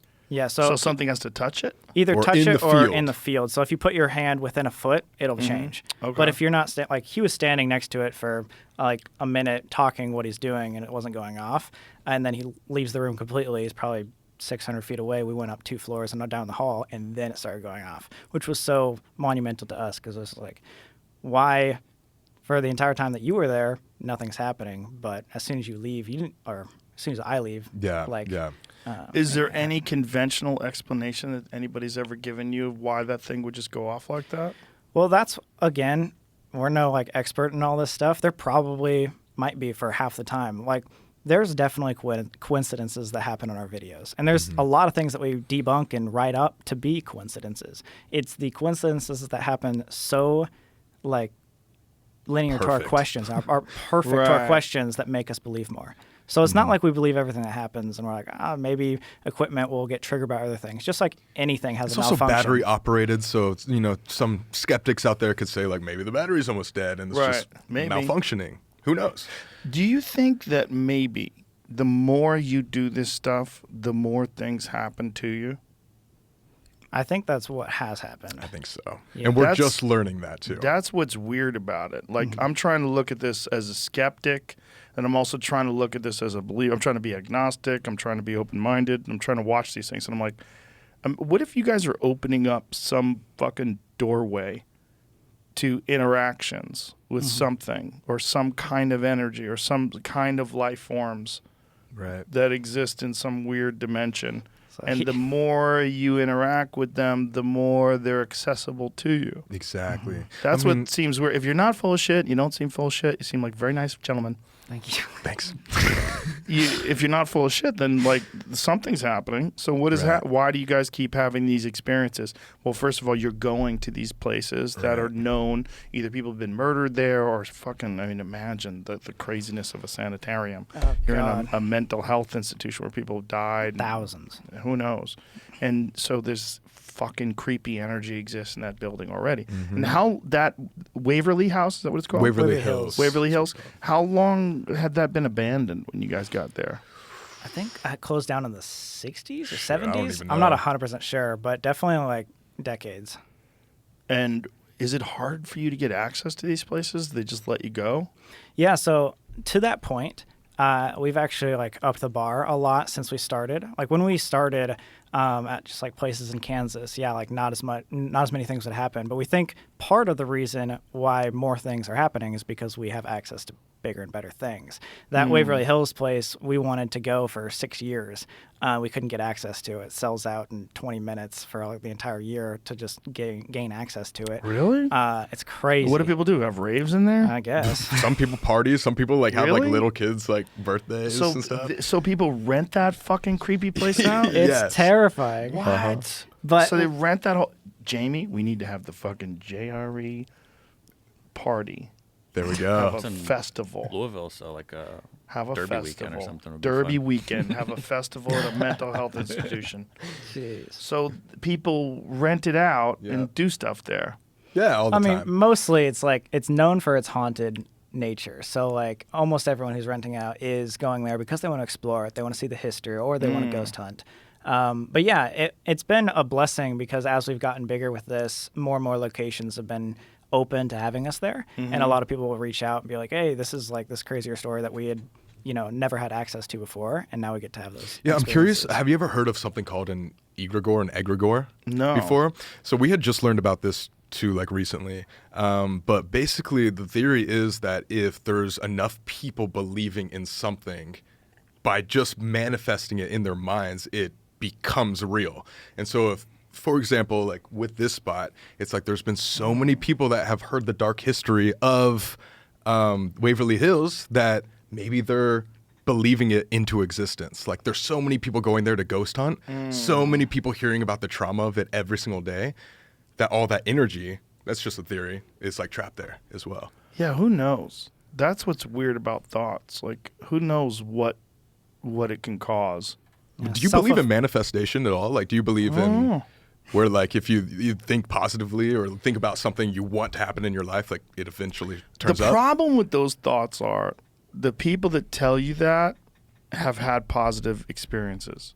So like true. if someone is a rock star and they said, I dreamed it into existence, like, okay, great, but you also had talent, you worked hard. That's true. Like how That's many true. people like tried to dream it into existence, but it didn't happen?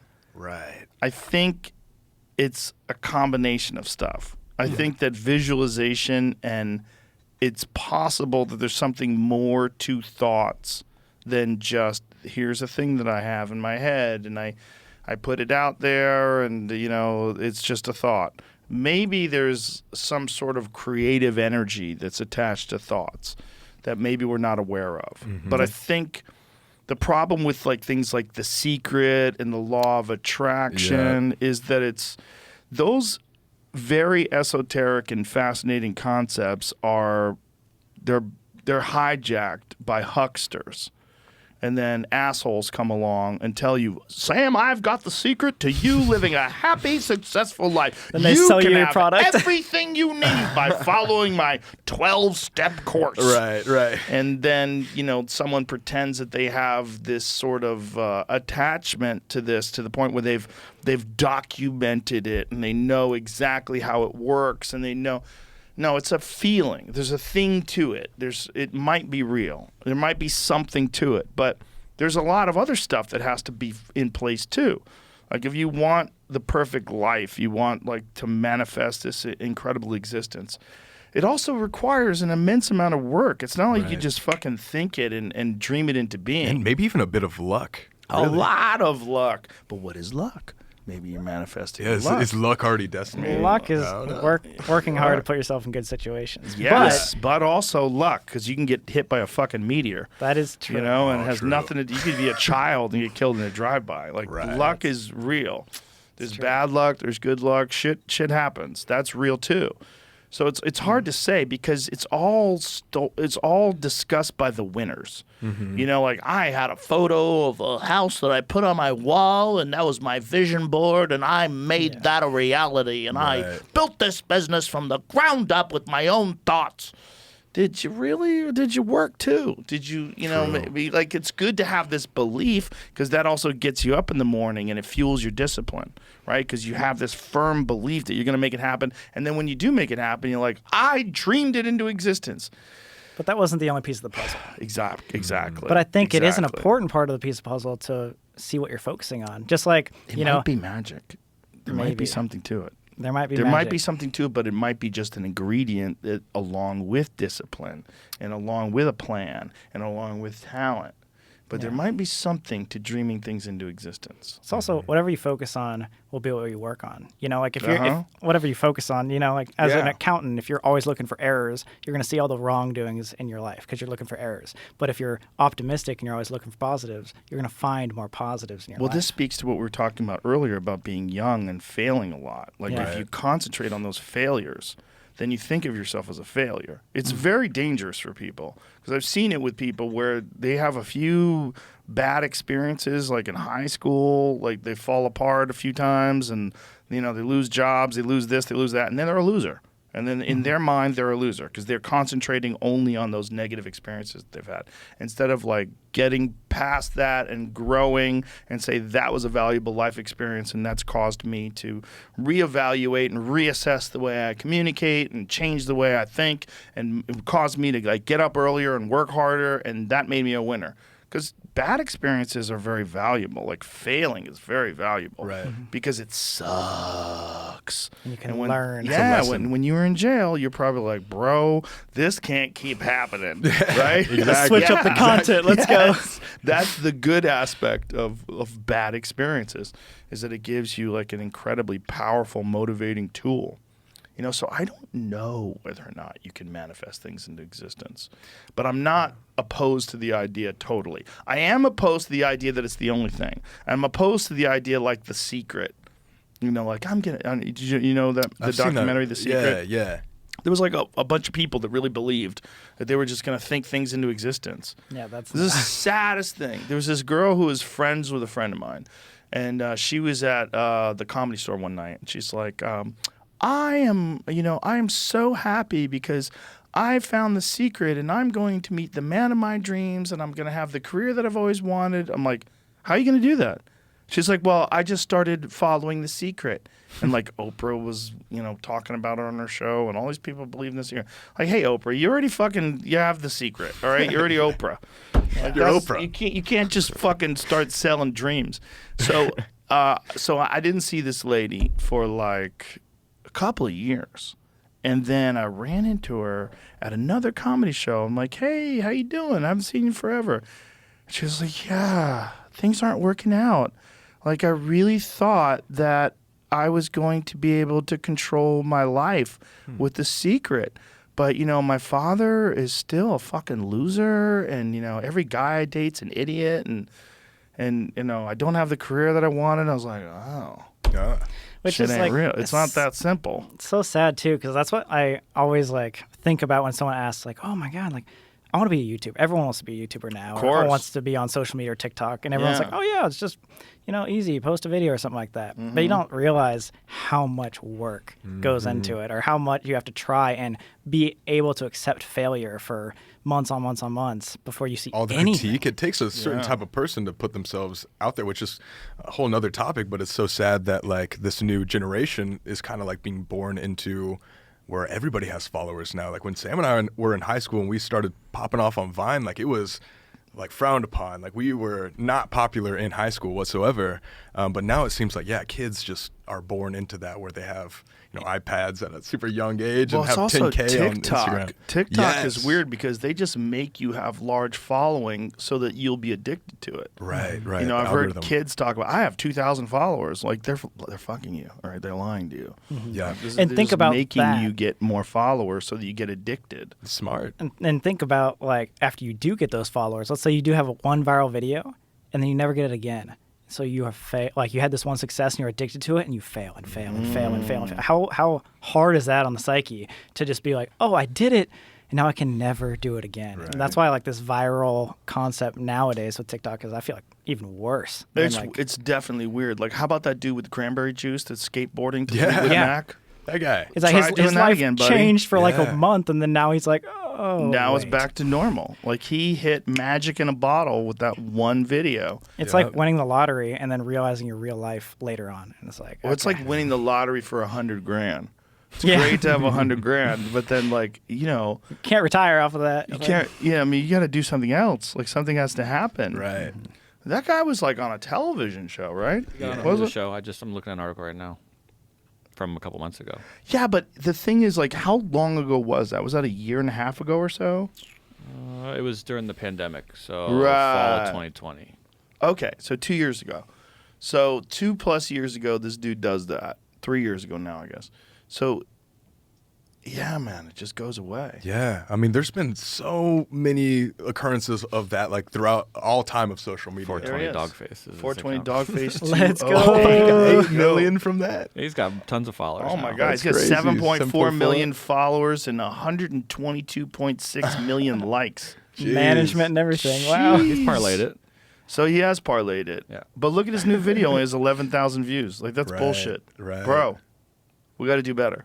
Come on, man. Some of these videos, look at that, 2,000 views. 1.7 mil here. Oh, 1.4 that mil one, there. that one killed it. So he's got, look, he's just, Wednesday Addams. got a fucking wig on. What is Yo! It's that? Wednesday. Oh my God. See, but you got to keep trying. Now. He's gotta keep doing all Yeah, this stuff so now. Now he he's a keeps video guy. trying. He That's keeps good, trying. though. Yeah, it's fine. Well, Keep that's trying. the thing. Well, obviously that guy got a taste. Right. Yeah. He got. I mean, how many people watched that Fleetwood Mac video? Everyone, my all God, of it them. must be I think it was a hundreds. Super Bowl Everyone. commercial. The whole world. Was it a Super Bowl think so. commercial? Oh my Oh, God. really? Oh my Oh, God. God. But that's also like one-hit wonders with music, right? Yeah, yeah. Like, for sure. imagine you're at the top of the charts with one song, and then it fucking never happens again. Never again. How- There's a ton of those out there. Tons. Yeah, like you're a rock star for one song. And like they get conceited about it too. Like they're all like sitting on a high horse for like a year. Then you're Yeah. just it's same with social media kids. Like we met so many kids, without saying names, of course, where they're like on this TikTok wave of like, oh yeah, I'm awesome now, or like whatever. Like I'm in the social media world, and then like a year later, and they're just nothing. That's the Nothing trap, anymore. though. This Yeah. morning, I saw this article of a girl who did, I think it was Musically or something. She had 3+ million followers on Instagram and tried to come up with a merch line. And only sold like 10 or 15 T-shirts, and it was like, so yeah, you got all these people to follow you, but like They're not fans of you. are you? What are you doing with this following? And it's just so weird because a lot of people think that as soon as like they have this one blow up video, their life has changed forever. But it's a lot of work to continue on. And Yeah, but at least you got some spark. The question is like, what do you do with that spark? How Right. do you turn those embers into a roaring fire? Yeah. And some people figure it out and some people don't. But that's the beauty of what's happening now, is that folks like you who don't have any experience in Hollywood, you didn't have backgrounds in doing musicals and plays, like all of a sudden you're in show business, Right. You guys are in, but it's like self-created show business, but it's massively successful. I mean, you guys have like, I've seen videos. You have like, what's the most views one of your videos has? Isn't it The Conjuring or Stanley? like 30 million or something. That 30. is fucking bonkers. Crazy. Stop and think about that. Like, if a movie has 30 million people going to see it, holy shit, is that huge? Yeah. That's Insane. gigantic. If Can't even there's imagine that in a- television show. If a television show has 30 million views, that's gigantic. Well, it's just you guys, just by yourself. And we do all the editing ourselves as well. Yeah. We shoot everything ourselves. So it's literally just us with a camera. That's why we always claim like we're not trying to force any information down anybody's throats. We're not like a TV show. We're like two Right. kids from Kansas with a camera trying to But just it's make also cool why it videos. resonates. You know, Right. that's why people are into it, because it doesn't seem like there's other people involved. It seems like it's all you guys. Like, it feels like it's you guys. So people who become fans of your show, they actually become fans of you. Right. Yeah. Because they like hanging out with you guys. They like hanging out with you guys while you freak out in a sanitarium. Exactly. Exactly. Literally. No, that's like what we base our entire like YouTube channel on. Is we have like the crazy adventures that we go on maybe are like, you know, a spectacle, but like the reason why people are watching what we're doing is 80% of that video is just jokes, just hanging out with friends. Like Yeah. our thing that we're promoting is like shared experience with our friends. Like we take all these different groups of friends all around the world, have a good time, and if something happens, it might be a life-changing experience. you Yeah. know? It's like, and when those things do happen, you bond with those friends so much deeper than if you just, went to a coffee shop. I watched one last night with my daughter where you guys went to Romania. Oh, You went to wow. Dracula's castle. Yeah. So this is Vlad Tepes. Is Yep. that really where he supposedly lived, or is one of his castles? Is that what it was? I think his main castle was different, but he fought like some battle there, and Something. we also went to his death place. But yeah, like how many people had died on that ground? Probably thousands and thousands. Yeah, for sure. Right. Yeah, the bottle of Dracula piss that you got out of my the God, water yeah. that you carried around with you. When you're in that guy's area, like this guy, for people who don't know, Dracula, the book by Bram Stoker and all the movies were based on this man named Vlad the Impaler, who used to eat lunch while he had his enemies like writhing on spikes in front of him. Yeah. He was notoriously a which by the way, someone sent me, Matt Stagg sent me this, that he had been captured when he was younger. He had been imprisoned when he was younger and probably had been raped and tortured. And that's one of the that's one of the reasons why he was such a ruthless person. Like when he was a very young man, I believe. See if you can find that. The guy was a monster. Oh my God! There's so many people like that from history, where you hear about what they did, and you just like, this is the gentleman. Oh yeah. You could reread that, I guess. It says when Vlad was called to a diplomatic meeting in 1442 with Sultan Murad II, he brought his young sons, Vlad III and Radu, along, but the meeting was actually a trap. All three were arrested and held hostage. The elder Vlad was released under the condition that he leave his sons behind. Oh, probably God. the rest of the story. Years of captivity. Under the Ottomans, Vlad and his younger brothers were tutored in science, philosophy, and the arts. Vlad also became a skilled horseman and warrior. According to some accounts, however, he may have been imprisoned and tortured for part of that time, during which he would have witnessed the impalement of the Ottomans' enemies. Scary. There's even rumors that like he would drink the blood of his enemies, which is why he gets compared to Dracula so much. Yeah, Jesus Christ. Hold on, go back down a little bit. The rest of Vlad's family, however, failed even worse. His father was ousted as the ruler of, how do you say that word? Wallachia by local warlords and was killed in the swamps near Balteni, Wallachia in 1447. Vlad's older brother, Mercia, was tortured, blinded, and buried alive. Jeez. People were fucking rude. Does Dracula, Oh, yeah. Does that Dracula mean son of the dragon? Well, in Romania, they say it means devil now. They call it Dracula. They use that term like they But it used it's to. Yeah. interchangeable with devil. That's what it used to mean. Son the of Dragon was what it originally was, but nowadays they say it's devil. Yeah, amazing that guy then became what everybody thinks of as the guy with the slick back hair. That's a vampire. Right, the character. You know, like, did you guys watch the Bram Stoker movie, Bram Yeah. Stoker's Dracula? Yeah. With Gary Oldman? Fucking great movie. Yeah. Man. That's wild. He literally created the character, I believe, of the vampire. And like, well, there was films like, have you ever seen Nosferatu? Mm-hmm. Sure. Like that is Yes. honestly probably the scariest figure in my like head. Like, And I want to hate say that was, what year was Nosferatu? 1922. Wow. damn, because that was a silent movie as well, I believe. Yeah, right? it was silent. I saw that movie at the public library when I was 7 years old. Hate this guy. Yeah. Oh my God. What a great monster movie, though. Like, what a great character. And he lived in coffins and shit, and he was on a boat. Oh. I hate it. Yeah, that was the original vampire. Yeah. I mean, one of the best original of the scary movies. What is that one? It's a remake. It's a different one? Werner Herzog remake. Oh, really? Werner Herzog remade it? No shit. When did he do I that? don't know. That's what it says. No kidding. 1922 remake. Yeah. 2019. I never heard a peep about this. Did you? Wow. Huh. Sure have not. Huh. Okay. You know, on that same trip, we went out to Romania, but I think right after Romania, we went to the Ukraine. And that was probably one of our most terrifying experiences because in Odessa, there is this giant, like, labyrinth of catacombs underneath the city. And it's basically like a mine. They used all the limestone from underneath to build the entire city of Odessa in Ukraine. But we had some near and run-ins of like almost dying down there. I mean, obviously you shouldn't go into the catacombs alone, but this is like one of our like exploring videos. And oh my God, the story is crazy. We met this random guy who was going to take us in because our original guide like broke his hand the night before, and he was like, "Oh, trust this dude. He's done it before. You should just go in the catacombs with this guy." We're like, "What?" So stupid. He spoke broken English, like We did it. Great. barely know him. We did it. We're like, all right. I mean, we need to get a video. Let's go. Like, why not?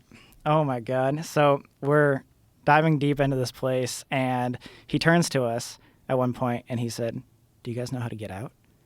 And I was like, I mean, maybe. He's like, "No, you don't. If I leave you right now, you would die." And he just looks at us, and we're like, please don't. And he's like, "I want to test something. I'm going to go over there. This is a circle. You guys got to find your way back over to me, but I'm going to leave you alone." And so we're like, This is like a labyrinth too. this is a giant labyrinth. I don't know if you've ever seen like So catacombs. this guy has this shit all memorized? Yeah. Yeah. So we're going in things that look like that the entire time. And he asks us to go in like basically a figure eight. That's that- him right that there in guy. the blue. And he was like, "Find me. And if you don't find me, like if I wanted to, I could leave." I mean, he was a nice guy. He wouldn't do it. But at that He's just point, letting you know. we how we, fucked we it is. realized at that point, oh God, like we could die right now. It is just absolutely terrifying. That all those markings on a wall was apparently a story of a guy that got trapped in there and kept seeing that like figure, that little shadow figure on the wall, and so he went crazy and wrote a ton of different things. Oh, Jesus. But what was really, really insane, I don't know exactly where this is in the video, so I'd show you, but he turns to us as we go and says, "Hey, let me walk ahead of you for this section." I'm like, all right, why? And he was like, because last week I almost got bombed here. And I was like, what does that mean? He was like, yeah, so me and the other guides that take people down here in this catacombs, we don't like each other, and we don't like sharing clients. So if I was able to, like kill off all the other people that were down here, then I'd get all the clientele. And I was like, what are we in here? Like, we've already been with this guy for 2 hours. And he turns, he's like, let me show you something. He goes behind this rock, pulls out a bomb. Like a pipe bomb. A pipe bomb. Like a little thing. With like a fuse on it. And it was like, I found this because I almost triggered this 4 days ago. And this would have killed me instantly. And if this would have got that thing, yeah. And it was booby trapped up there. And he said, if you guys trigger those, the walls are caving in and we're all going to die. Like, and he was being 100% serious. And So we were like, nonchalant we about thought, it. we were like, no way that you're just joking with us. He's like, no, if that goes off and you see another one, like, don't move at all. I will try to disarm it and we'll keep going. But the level of intensity for that night was like so beyond anything, because we're like, okay, this is not like just scary, we get lost, whatever. We could die. Yeah, so and not they're paranormal. murdering people for the guide business? For the Literally, guide yep. business. It's crazy. Makes no sense. So what is the most danger you feel like you've ever been in? Was it then? Maybe then. There was maybe like, okay, there was this one time Held that at gunpoint? we got held at gunpoint. Yeah. That was probably most. And that was really, really This was weird. 4 days before our arrest too, so it's on the same. Usually, when we did the explore videos, abandoned videos, we would go and film like 4 to 5, like in one stint. So this was like our Florida trip. We land. It's like 8 a.m., 9 a.m., and we're hitting like our first spot, which is this giant hotel, giant like hospital, something like that, right next to the highway. And so basically, we were just there to film our video. Of course, one of our main things back in the day was we had these explore stickers that we go put at the top of each one of these buildings. And so we made our way to the roof and probably spent a little bit too much time on top of the building where everybody could see us. And so we knew we already had to, lay low as we were like leaving. And we're leaving this building, and as we go out, we see a lady on the property with an orange vest, and she's walking towards us. So before we can do anything, we just decided to run. And so we ran the opposite direction, and there was like a little fence that we could hop behind us. And so we hopped it into what we thought was like a private property of like an office building space, there was like big buildings and like a big parking lot and stuff. Literally this, like that's where we're at. And as we're trying to leave this like office building, what we thought, we had 4 officers run up to us right here, where this is like the front gate with guns saying like, get on the ground, like you guys are so fucked, like all this stuff that we were like, wait, whoa, we've been doing abandoned forever. We've been caught before, but like never been held at gunpoint. And calls in, and then like 2 or 3 more cops come in and circle us. Serious. And like the one guy is standing far because I don't know, he's pointing or whatever, and then 2 other guys rush us. Mm-hmm. They both take our heads and like are like, you guys are absolutely fucked. They put me and like just shove my face up against this fence and like grind it up against. It's like, I don't care who you are. You guys are fucked. You're gonna go to jail. I got you. And we're like, whoa, what we're is just, what? going on? Like what? It's Like not we a were big just deal. filming our daily videos that we always do. Like what's going on? And like, why are you at the school? And we're like, what school? And they're like, you just walked out of an elementary school with 2 backpacks, all black clothing, we and had masks cameras on and like gloves and stuff like that. And I was like, no, we're at this like abandoned place. He's like, oh yeah, right. You guys are fucked. You guys are going to jail. You're terrorists. And we're like, what? Yo, no. This is not whatever. And they're like, It was hey, like a get on the code red. ground. And then like 2 or 3 more cops come and show up. You tell them, like, we've got video footage. Just Yeah, review the video yeah, footage, sir. Exactly. It is crazy. So yeah, after like, getting screamed at in our faces and like guns pointed, like it was the first time I looked down the barrel of a gun for sure. And I was like, okay, this is serious. I need to not do this. And they thought you were terrorists. They thought we were Because terrorists. they we thought were you were just going to on blow a up a school. school or something. Yeah. Oh my Yeah. God. So was there someone else that was at the school? No. Well, I mean, the school part was on the other property, and it was in session. It was like an elementary school that was So- fine. We were in an abandoned hospital on the other lot. that So was there connected. just some crossed wires in terms of like how someone was reporting what was going on?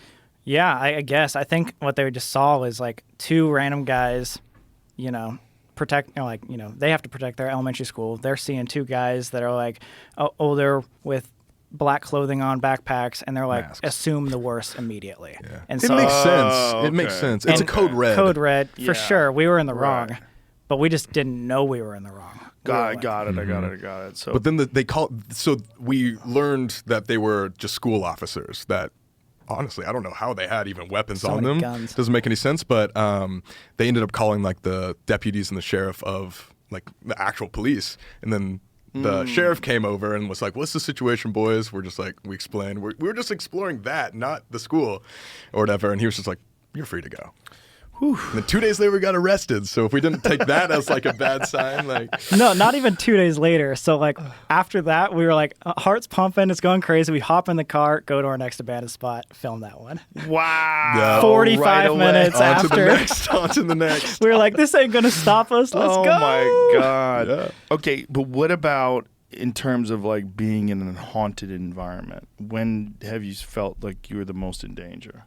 Ooh, Devil's Chair is a crazy story. Yeah, okay. So since we've been doing this a long time, it takes more and more for us to feel like we're in danger. A lot of the times when we're getting these things, like I said at the beginning, it's more exciting. It's more like if I can somehow prove to myself that this exists, then I'm like intrigued. But this time, I was definitely not intrigued. You said you went to Zach Bacon's museum. Yes. How did you like that? Well, the museum's amazing. It's incredible that it's 2 hours long. Like when I heard it was a house in Vegas and that it's a 2-hour tour, I'm like, how? Yeah. How's it a 2-hour tour?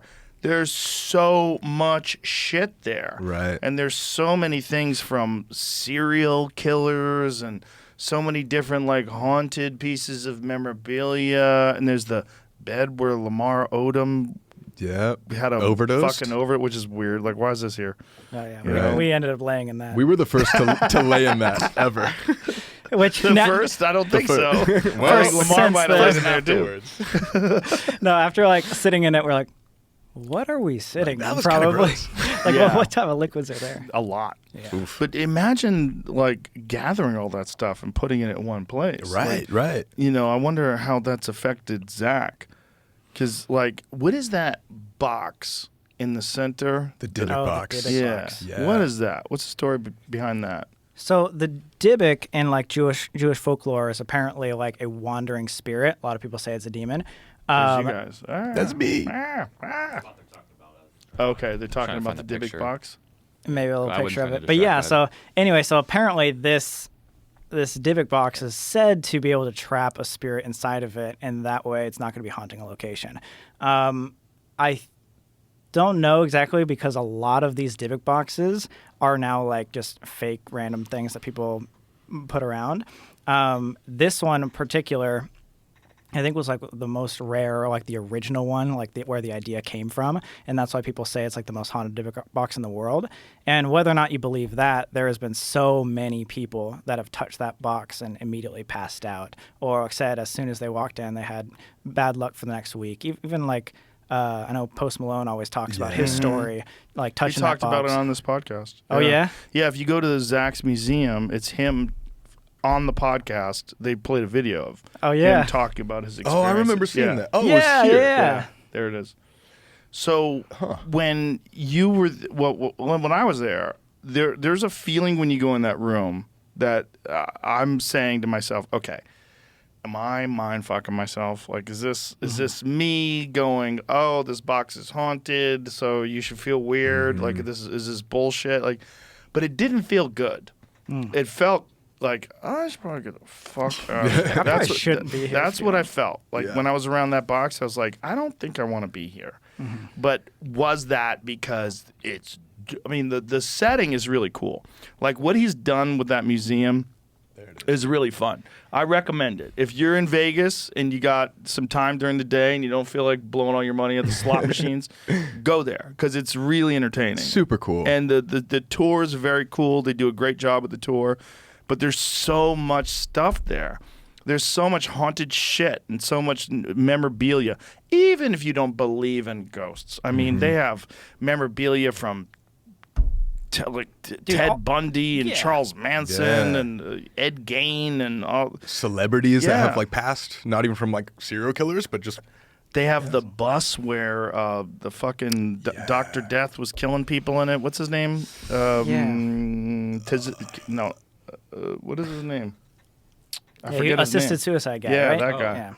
Yeah. Kevorkian. Yeah, Yeah. Jack Kevorkian. Yeah, they have his fucking van. They have his van there, his Volkswagen bus, which is bizarre. there's so much weird shit in that museum that you walk out and you're like, Yeah, oh God. you get out of there, you're like, oh. Yeah, and you saw the clips they play. They literally play clips there of people fainting and Yeah. projectile vomiting and stuff. So it puts in your mind, Yes. first 5 minutes, that this is going to be horrible. No, there's legit footage of people that are patrons that are just customers who go there and faint. And you know, Often yeah, too. Yeah. The day that we rolled up, someone was being wheeled out on a stretcher. I was like, "What is going on?" Like, Well, what? it's the mind fuck, right? Because like if you're someone who's got a fragile mind, and then you're in that room alone, you know, with that box, just that alone. And then what's the doll, the haunted doll? Yeah. Peggy. Peggy. Peggy. Oh, You can't look her in the my eyes. God. Peggy's creepy. Peggy's very creepy. Peggy's creepy. We But, don't like Peggy. but all that, but just the way they set it up, how it's all the music and Right. the dark rooms and the weird lighting, it's flickering, and it's a great job. He does a great job with it. It's fun. It's a good time. But you know, it's like the whole time you're saying like, how much of this is just my mind playing tricks on me? Right. Yeah, and The there's old Ghetto Boys definitely song. a part of that to Yeah. every haunted location you go into. It's like what you're getting yourself into, and so you're kind of expecting and/or opening yourself up to having those types of experiences. Well, has there ever been a time where you knew that you were opening yourself up to these things, but it still shocked you? Tell them Devil's Chair. That's crazy. Yeah, at that location, just for example, so in Zach Bagans' museum, one of the most if not the most haunted object in the whole museum, I don't know if you saw it, probably did, the Devil's Rocking Chair. Yes. There it is. So we So you sat in actually it? were he able to gave us sit in it. permission. We were the first people besides him and his team to sit in this chair. Yeah, so basically that was the only exhibit that he's ever had to close Look at those girls. down. They're terrified. Look at their faces. Look at Look at their So- faces. so that looks scared. so real. They're like, why did you bring us here? Were We they feel with so- you guys? Yes. Yeah. Oh my god. Yeah, he had to shut down of that museum or that exhibit specifically because a lot of people were like complaining about getting nauseous or throwing up or something like that. That's apparently the only artifact that he had to close off in that museum. But for some reason, he was like super nice to us and was like, guys, besides me, no one's sat in there since the exorcism that had occurred on that chair. So if you guys want to, you guys can sit in it for the first time ever. And that was one of those times, like, we're down to push the limit and stuff like that. But that was one of those times that I actually, like, gather myself and be like, we can do it. Like, let's figure this out. Let's, like, not actually, Yes. like, overthink about it. So what are you talking to? Like when you're saying you've gone too far, like you have headphones on and you have your blindfold on. Yeah. Yes. So what's Method. going on? So this is one of like our favorite experiments. It's called the Estes method. It relies on the theory that if you take away certain senses, other ones are enhanced.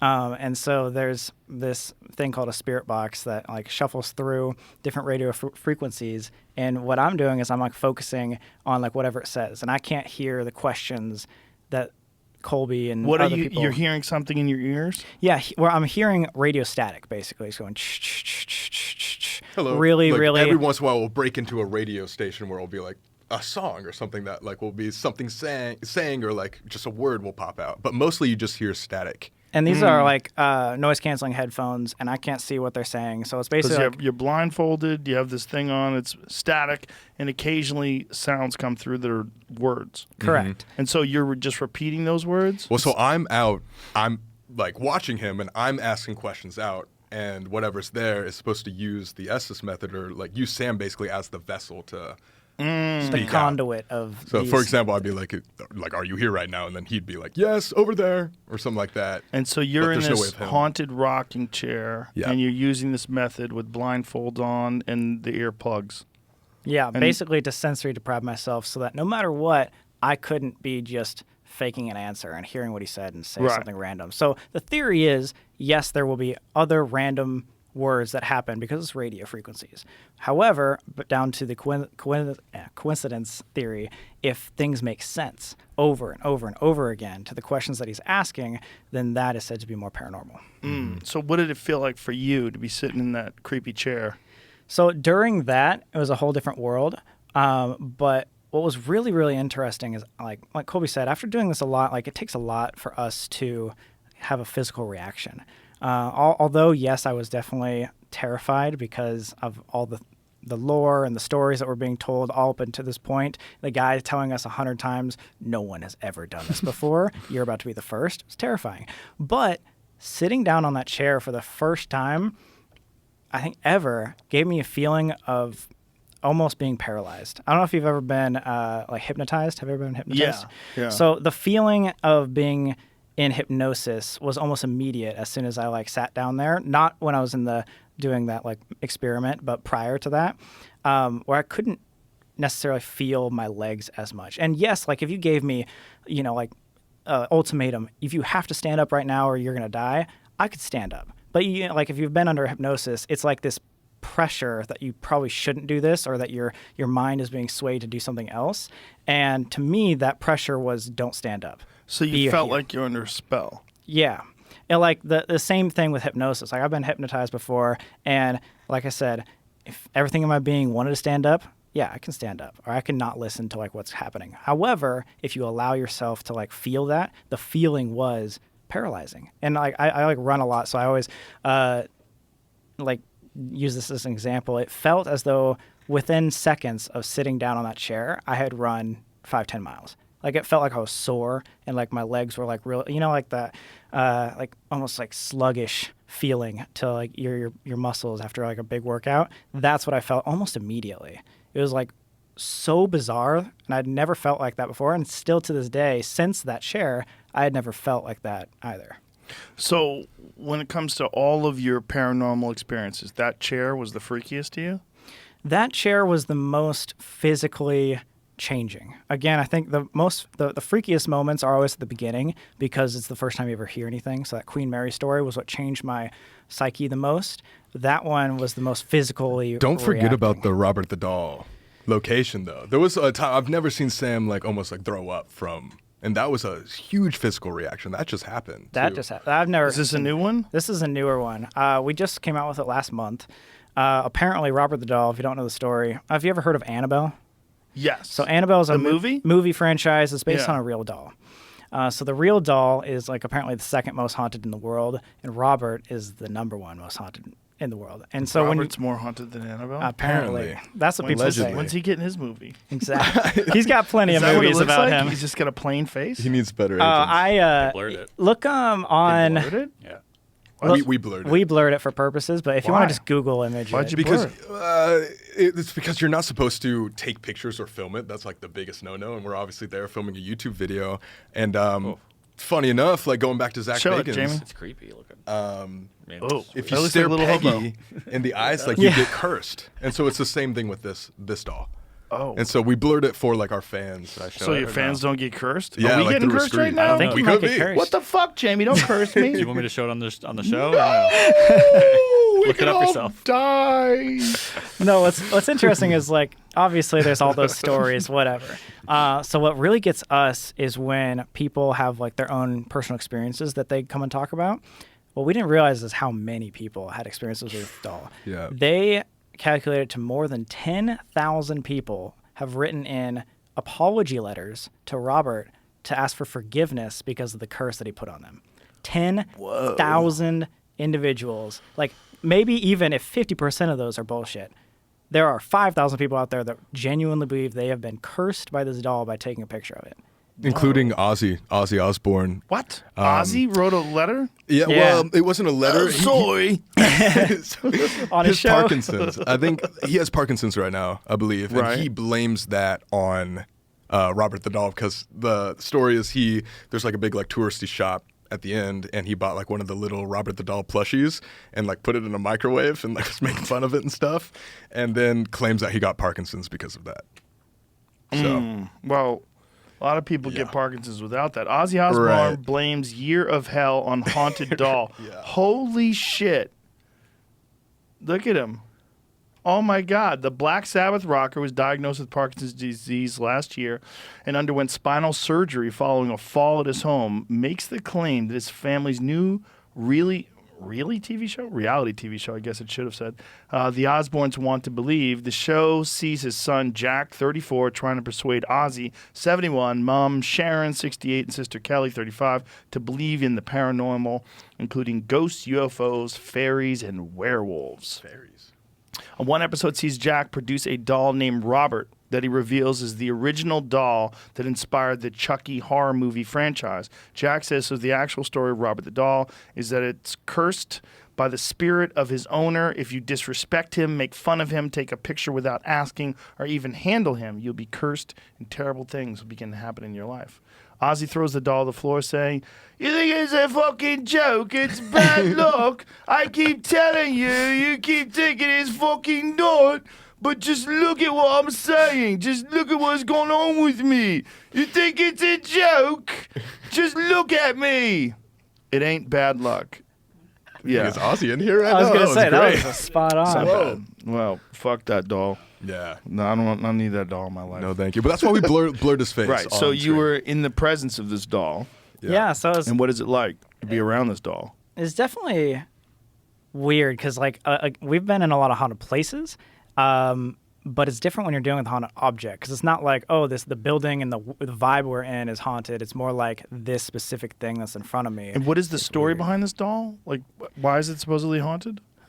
So this guy gave like a 3.5 foot tall doll. It's like a life size type of doll. It's really weird. He gave it to his son, and the son's name was Robert Otto. It was like Gene Robert Otto. Gene Robert Otto, or Robert Gene Otto, and he gave his first name and his clothes to this doll. And so the kid and the doll became best friends for years and years and years. And he basically embodied this guy and just became Robert himself. But over the course of his childhood and all the way up until I think he left his parents' house to go to college, he would have horrible things happen to him because of this doll. And this doll was allegedly taken from like Germany at this the shop, the company. It was like a Steiff. It was called the Steiff, Steiff. the same company that created like the original teddy bear. Yeah. Created this doll. So from the original teddy bear company, he brought this doll from Germany to give this guy in Florida, and throughout his entire childhood, like things will like chairs would be moved, like all these horrible bad luck things would happen. Like he would almost. Like to the parents, it would seem like he was arguing with someone in the room, and they'd hear two voices. And then when the parents would run into the room, it was just him and the doll. And Which so is they're, creepy "What's because the going on?" parents would say that they heard like their little kid's voice and then like an older, deep, like man's voice Oh, Christ. talking back and forth. And apparently that was Robert. But the big theory about Robert is that he was also one of these like egregore in an object sort of like, I don't know, creatures, I guess, puppets, I guess you could say, because Gene would always blame everything that he did wrong on the doll. So, like, if he would, like, if, you know, furniture would be, like, all around his room or whatever, his parents would come try to ground him, he'd be like, no, Robert did it.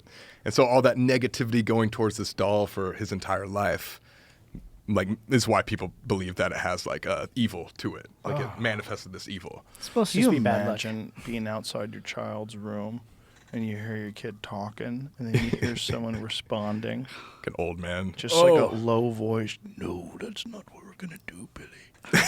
I would cry. And then instantly. you open up the door and it's just the doll sitting there with your kid. And it looks like that? Yeah, Oh that's my a God. dead-faced doll, too. Yeah. There's something creepy about the lack of expression that doll For has. real.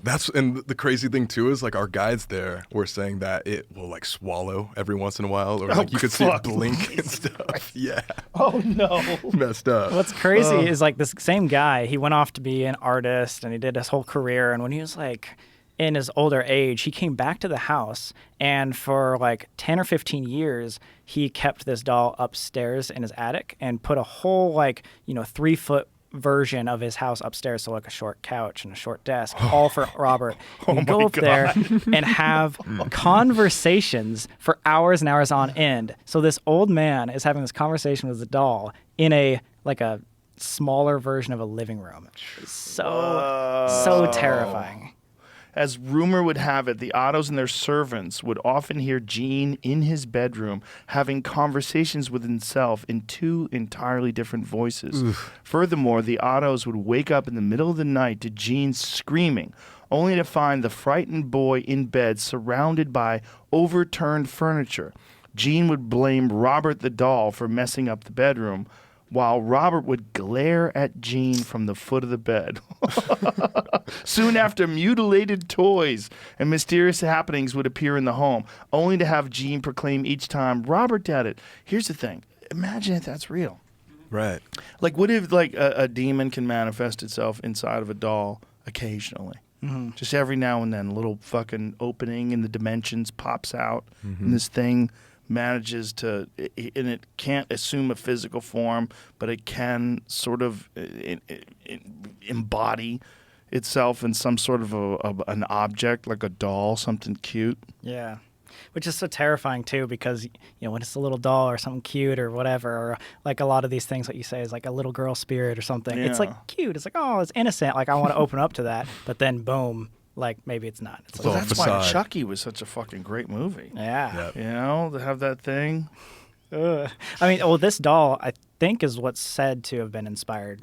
It Or did. like Chucky inspired, got inspired from. And Robert the the doll. Annabelle movie is about a real doll, too? Yeah. So that's Yes, a real yeah. doll that's in Ed and Lorraine Warren's museum that they've kept away for many years. They even have a priest once a day come and bless the doll because they're scared of what it does to people. One time every day. I think every single Maybe day. the yeah. priest, I didn't even he's know got a that. racket going on. Listen, I got to keep coming back. Can we see if Annabelle the doll, what it really looks like? The real haunted Annabelle doll? It looks like a rag doll, It's raggedy the doll same hand. thing, right? Really? Yeah. So that's it? Yeah, I think that's it. Yeah. So Well, that's not nearly as creepy as I know. Annabelle in the movie. It's like Raggedy Ann. Right. Yeah. That seems pretty normal. yeah, exactly. And so But they made Annabelle it terrifying. in the movie is fucking horrible looking. Yeah. The real Annabelle doll. Yeah, Now they look have- at Annabelle in the movie. Oh. Jesus Christ, Annabelle in the movie is so terrifying. So they did a great job in making her creepier. Very much so. There's a, Very like good job. There's a few of those Annabelle movies, right? If they made the whole Yeah, movie with that I thing, think that would they be did. creepy too. Oh my! Nah, It would be weird. It would have been weird. I wouldn't but be scared of that bitch ass Raggedy Ann. Go say that to her face. Sit on Sit fire. down. I'd be like, sit down. Shut up before I light you on fire. I thought about Chucky. Yeah, but Annabelle, the one on the left, freaks me out. Yeah, it's freaky. When we were Robert the doll, just to finish that story. So we had all split up, like Colby's saying, like recently we've been splitting up a lot. To and scare each other more, right? Just to scare each other more, But part of the museum, so the entire museum is kind of like Zach Bagans' museum. It has a bunch of different artifacts, and it was a fort actually for a war. I'm blanking What on which museum one. is this? It's called Fort East Martello, and like it's mainly just filled with a bunch of haunted objects. And where's that at? It's in the Keys. Yeah. Florida. Keys? Yep. Yeah. Key West. So there's a section of this fort that used to store all the bodies that like had died during whatever said war it was. And I was walking down through this corridor, and we were there for probably like 30 minutes or something like that. Definitely hearing sounds, a lot of like weird, creepy things. Again, sometimes the equipment goes off, and that's definitely interesting. It was definitely putting me on edge, but I had a feeling that I'd never gotten before. And out of actually like nowhere, I hadn't like felt nauseous or anything like that. Out of nowhere, I just turn the corner and I'm looking down this hallway, and I just immediately start dry heaving. Like I'm like gagging, throwing up or whatever like that. And I've just like, it wasn't even for, I don't know, I wasn't even thinking about the video. I just immediately left the area. I didn't even think about it. And I walk outside, and the guy's, the tour guide or whatever is on the outside of the premise, and he like sees me, and he's like, dude, your face is white. Like what went on? And I was like, I truly don't know. I've never had a reaction like nauseousness or anything like that. And I genuinely just like out of nowhere gagged probably like 10 times. Dry And heave. Yeah, dry nothing heaved. came up. It was just like weirdly dry heaving. Yeah, like it you was were choking like on disgusting. nothing. But what was scary is like, so it was me and my buddy Nate who we know since high school. Like he's been one of our best friends forever. So we've known Sam since he was 15 type thing. We've both never seen Sam ever act like that. It got so bad that Nate and I were doing like our own like individual investigations, and the guide came and got me and was just like, yo, you should go check on your buddy outside. Like he's like throwing up outside.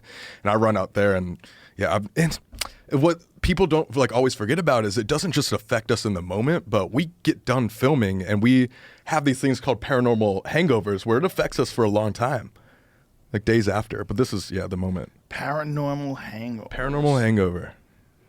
The world's most haunted doll. He's just gagging. So this is after being in Robert's presence? Yeah, this is the How end of the close were you night. to Robert? So they unfortunately wouldn't let us touch it. But there's Unfortunately. unfortunately. How about fortunately? We're Probably crazy. fortunately. They put like a plexiglass, right there. It's probably about a So 2.5 he's feet behind away. that glass. Yeah. Yeah. And this is all in the Keys. Is that place as cool as Zach's museum? I would say that specific doll is super, super famous, but Zach has definitely put on a cooler environment. And I think he has more. way more. Way like more. hundreds of more things. 2 hours of stuff that you walk through in a house. It's pretty impressive, but this seems pretty creepy too. Yeah, man. you got to see this place too. It's super awesome. This So place, this, you just say it used to be a fort? yeah. It looks like a fort. It looks Yeah. pretty dope. And so you encounter Robert, and then you start. What is the feeling? Was it immediate? No, so I left Robert. I went off my own, and it was probably 30 minutes from the time like I was even near Robert to the other area. So we don't know, but the theory goes afterwards we were talking to the tour guide and be like, what could have that been? Like, was that Robert? And he's like, maybe, but the people that were buried there in that corridor died of yellow fever, and so, or most of them did, and the last little part of yellow fever is like you're throwing up blood over and over and over Black again, black blood, blood yeah. and gold or whatever like that, and then you die. Oh, so like you're experiencing their last moments. Yeah, so like the somehow or traumatic another. energy of the last breaths and the last times of all these people's lives was then reflected onto me. That might even be more fucked than Robert. Yeah, I definitely think so, because the yellow fever, if you dive into that, like, it's gruesome. Like I was gruesome telling you deaths. about my stepdad having that experience at Gettysburg. I would imagine that like if enough people will die in an area, if that's real, if things can have a memory, you would think that there'd be something that just lingers on. Right. The last moments of your life, you're throwing up blood and you're realizing this is the end. You're in agony. And you don't want to leave. That's the Yeah. thing. Like, if your last moment Yeah. alive is like, I don't want to die, then what if you Yeah. accidentally like trap yourself? Ooh, I don't know. Right. If you can't relax and say, I'm ready to go. You're not ready for the next part. Yeah. Yeah. Oh, It gets so meta and confusing because then, Yeah. it's like if you're religious, it's like, well, you would go to heaven, but it's like, how do you know? Like, spirits don't have the opportunity to walk around Earth for a little bit before they move on to the light. I don't know. I'd be God if I knew. Right. Maybe there's like a consciousness to being a spirit, and maybe you got to get your shit together as a spirit before they let you go on. Move on. And maybe some spirits are just losers and they just can't. They just can't they figure can't it out. accept They the can't fact that figure they're it a out. spirit. There's no promotion involved. Oh man. What did it feel like to look at Robert? That was really weird because when we came into the museum, they had it covered. So they had like a cloth over it, and they offered us, like, do you want to see it? We're like, no, we want to wait till we're on camera first. And, again, back to this hype up, we had been researching this for the last like week. We'd heard all the horror stories. We just heard about the 10,000 apology letters, and they even had us like read some of them. And then we get to look at it. It was like definitely like, we shouldn't be here. It wasn't like, I didn't think immediately we were in danger. However, our dumbass is trying to get content. We immediately were like, all right, as soon as we see him, let's take a picture of him. And that's the one thing that you're not supposed to do. And so our Disrespect or take pictures. Disrespectful. entire concept of the video was like, you hear that if you take a picture of this doll, you're going to get cursed. Let's test that theory. We didn't know. And so we were like, all right, as soon as we see this doll, let's take a picture. And then throughout the night, we'll see what happens. There definitely was things that have happened, but the main gist of it was like, do we feel cursed after we took this picture? It's so easy for someone to dismiss that, right? But if there was just one doll that was haunted, all the other dolls are fine. Dolls are fine. What's wrong with you? Come on, Sam. Dolls are normal. Exactly. But then one fucking doll, just one doll, you look at that doll and there's something inside of that doll. Oof. Yeah, you see it wink, and how do you explain that to Yeah, somebody? right. You're like, Everybody you're else crazy. looks away and it just goes like this. Oh Exactly. God. Or you see it go, you see Yeah. it swallow. Then you're Yeah. the crazy one. Did you guys ever go to the Amityville Horror House? They don't let you in there. We've been trying to contact the owners for like years. But, Really? yeah. But Well, if they'll they're let you in going to there. invite, let's do it. Do people We're live down. in that house? I think so. I think it's just not even a business. It's just people live there and are like, fuck off. I think that's one of the places that they changed the address and the street so that people couldn't find it. But they're it's very like recognizable because of the window pattern, Right. The way the windows look. That movie scared the shit out of me. Same. When I was a kid. How much of that is like the movie is based on the truth, or is it just made up? Remember, like he broke through the wall and he went into the other side, and there was like a demon behind the wall or some shit.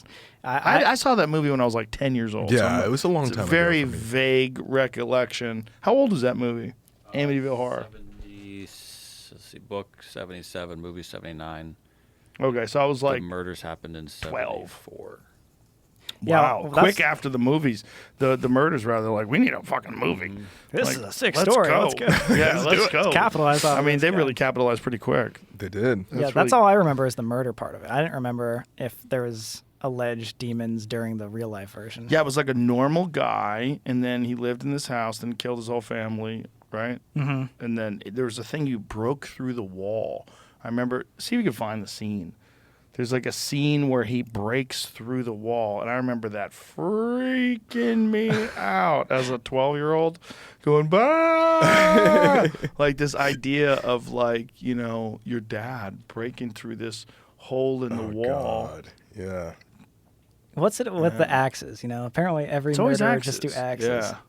Well, it's just a scary way to die, man. Oh, that is a scary way to Same with The Jack Shining. Nicholson in The Shining. Yeah, literally. Oh, speaking of The Shining, I'm home. have you ever been to the Stanley Hotel? No, I have not. Dude, That's our most viewed Yeah. video. I believe. magnificent hotel. Yeah? Oh my God. So the Stanley was the inspiration for The Shining, right? Yes. Correct. And is that the upstate New York hotel, or is it the Colorado? Colorado. That's Yeah. all Colorado. It's in Estes, Estes Park, Park, which right. created the Estes method that we were just telling you about. Which is the experiment. Oh. Yeah, so one of our episodes, we went to the Stanley Hotel and interviewed the guy that created that experiment for the paranormal. But the Stanley Hotel is pretty widely known as the most haunted place in the United States. Like Hotel-wise, at least. Hotel-wise, yeah. What did you guys experience there? That was one of our first experiences ever. I think that was like Before we had equipment, really. before we had equipment. That video was our most viewed video.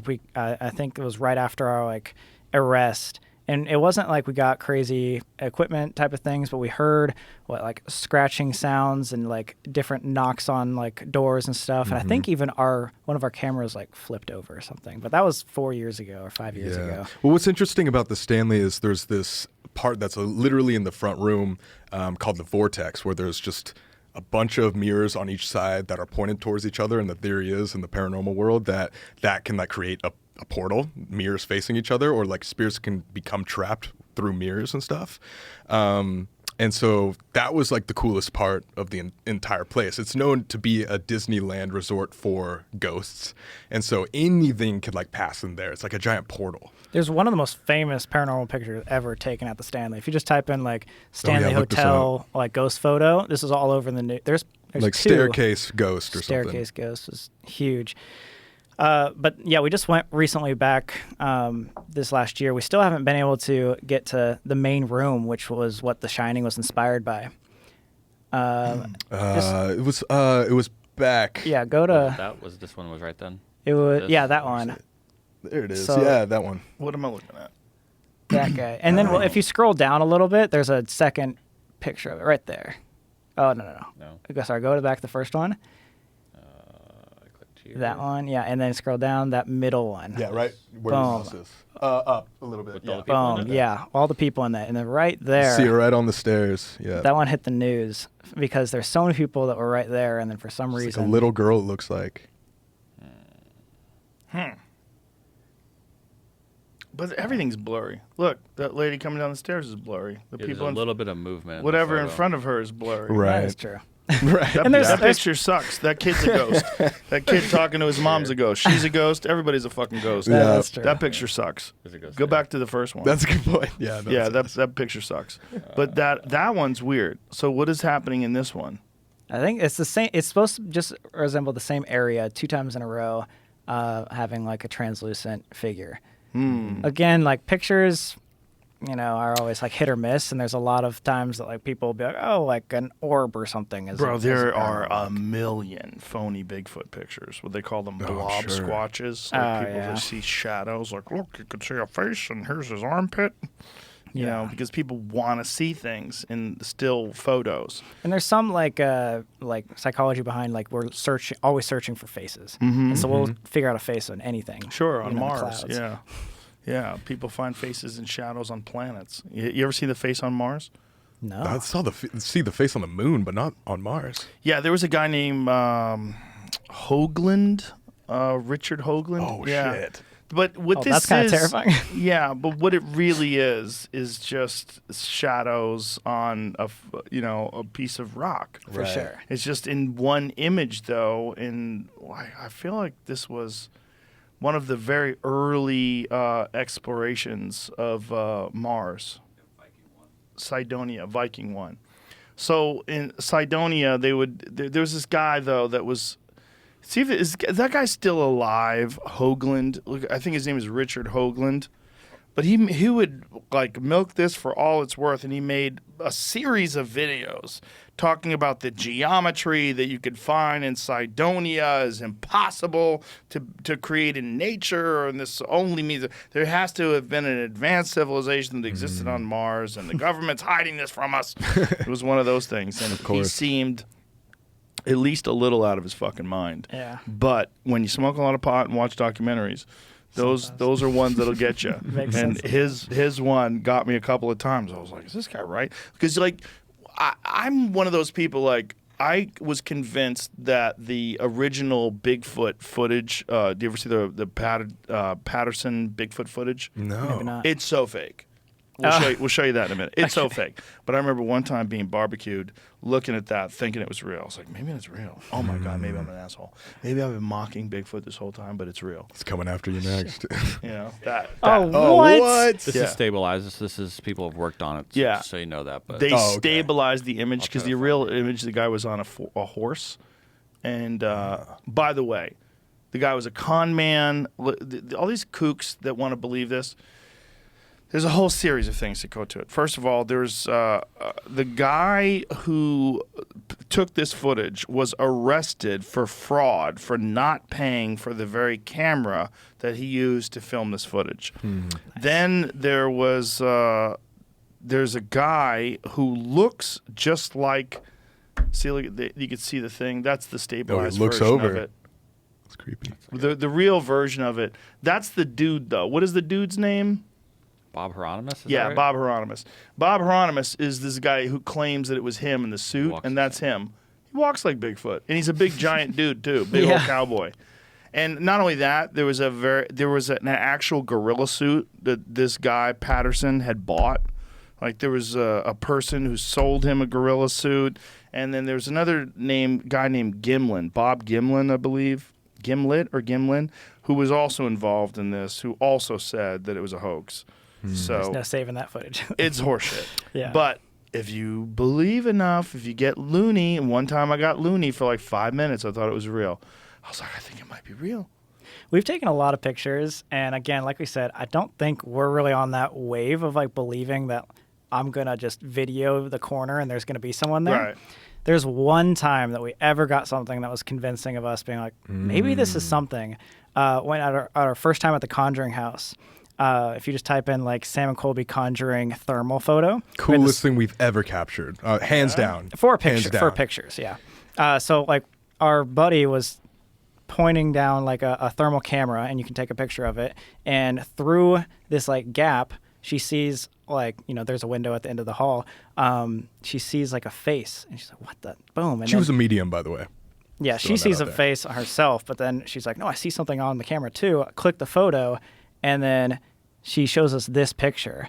And to us, okay, so the left side of the screen doesn't, like, that's not part of it. That's like a different Yeah, it's only video. on the right. But like that right side is apparently like what we think is like a child's face with, you can see a hair swoop, eyes, mouth. nose, 2 eyes, mouth. Looks and like then it's like our haircut. the corner of your shoulder right there as well. Yep. Or it could be a squash. Or it could be a deer heart. Maybe. Could be a lot of things. Yeah. Have a thermal resonance though, Yeah. of some sort. Yeah. It was in a Right. window. And we were inside, so don't like ignore the thing on the left. We were inside pointing You at were a window. inside pointing at a window, and this is And something. something peeking. On the second floor too, so it's not someone that's just a kid looking in. I thought ghosts are supposed to be cold. Yeah, I don't know. That's interesting. I don't know, actually. Wouldn't you imagine that ghosts are cold? Like if you're in a room and you're like, oh, something cold just walked past me. Right. Right? That's a good Well, if- point. Yeah. You can go either way. Like, is a pocket of energy always going to be cold or always Right. going to Maybe be? it's a demon. Maybe it's not a ghost. Maybe Maybe that's demons a are little hot, kid. coming from hell, right? Yeah. That would make sense. How long do you guys think you could do this?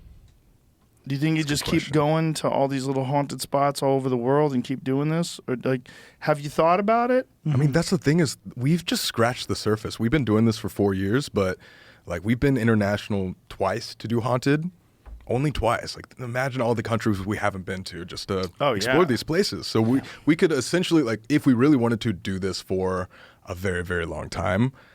But who knows? Yeah. We're taking it year by year. Our plan right now, like obviously we love the haunted stuff, and there's endless amount of spots, and there's always more interesting things we can do and experiments we can get into, or more alone investigations. Well, also, it's wildly successful. I mean, Right. you guys have millions of followers on YouTube. Your videos are massive. So it's like it's obviously working. So Well, like, thank you. if you wanted to do something else, it'd be really risky. yeah.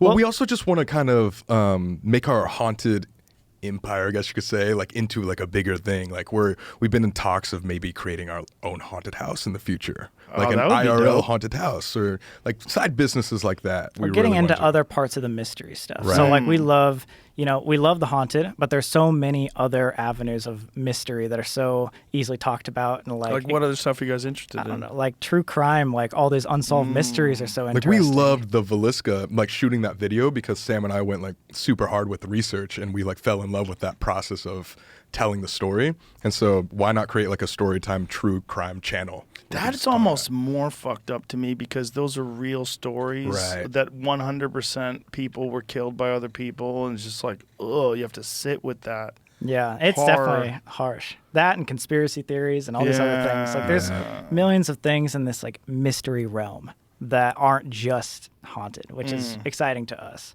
as well as like you said, other business ventures and part of it.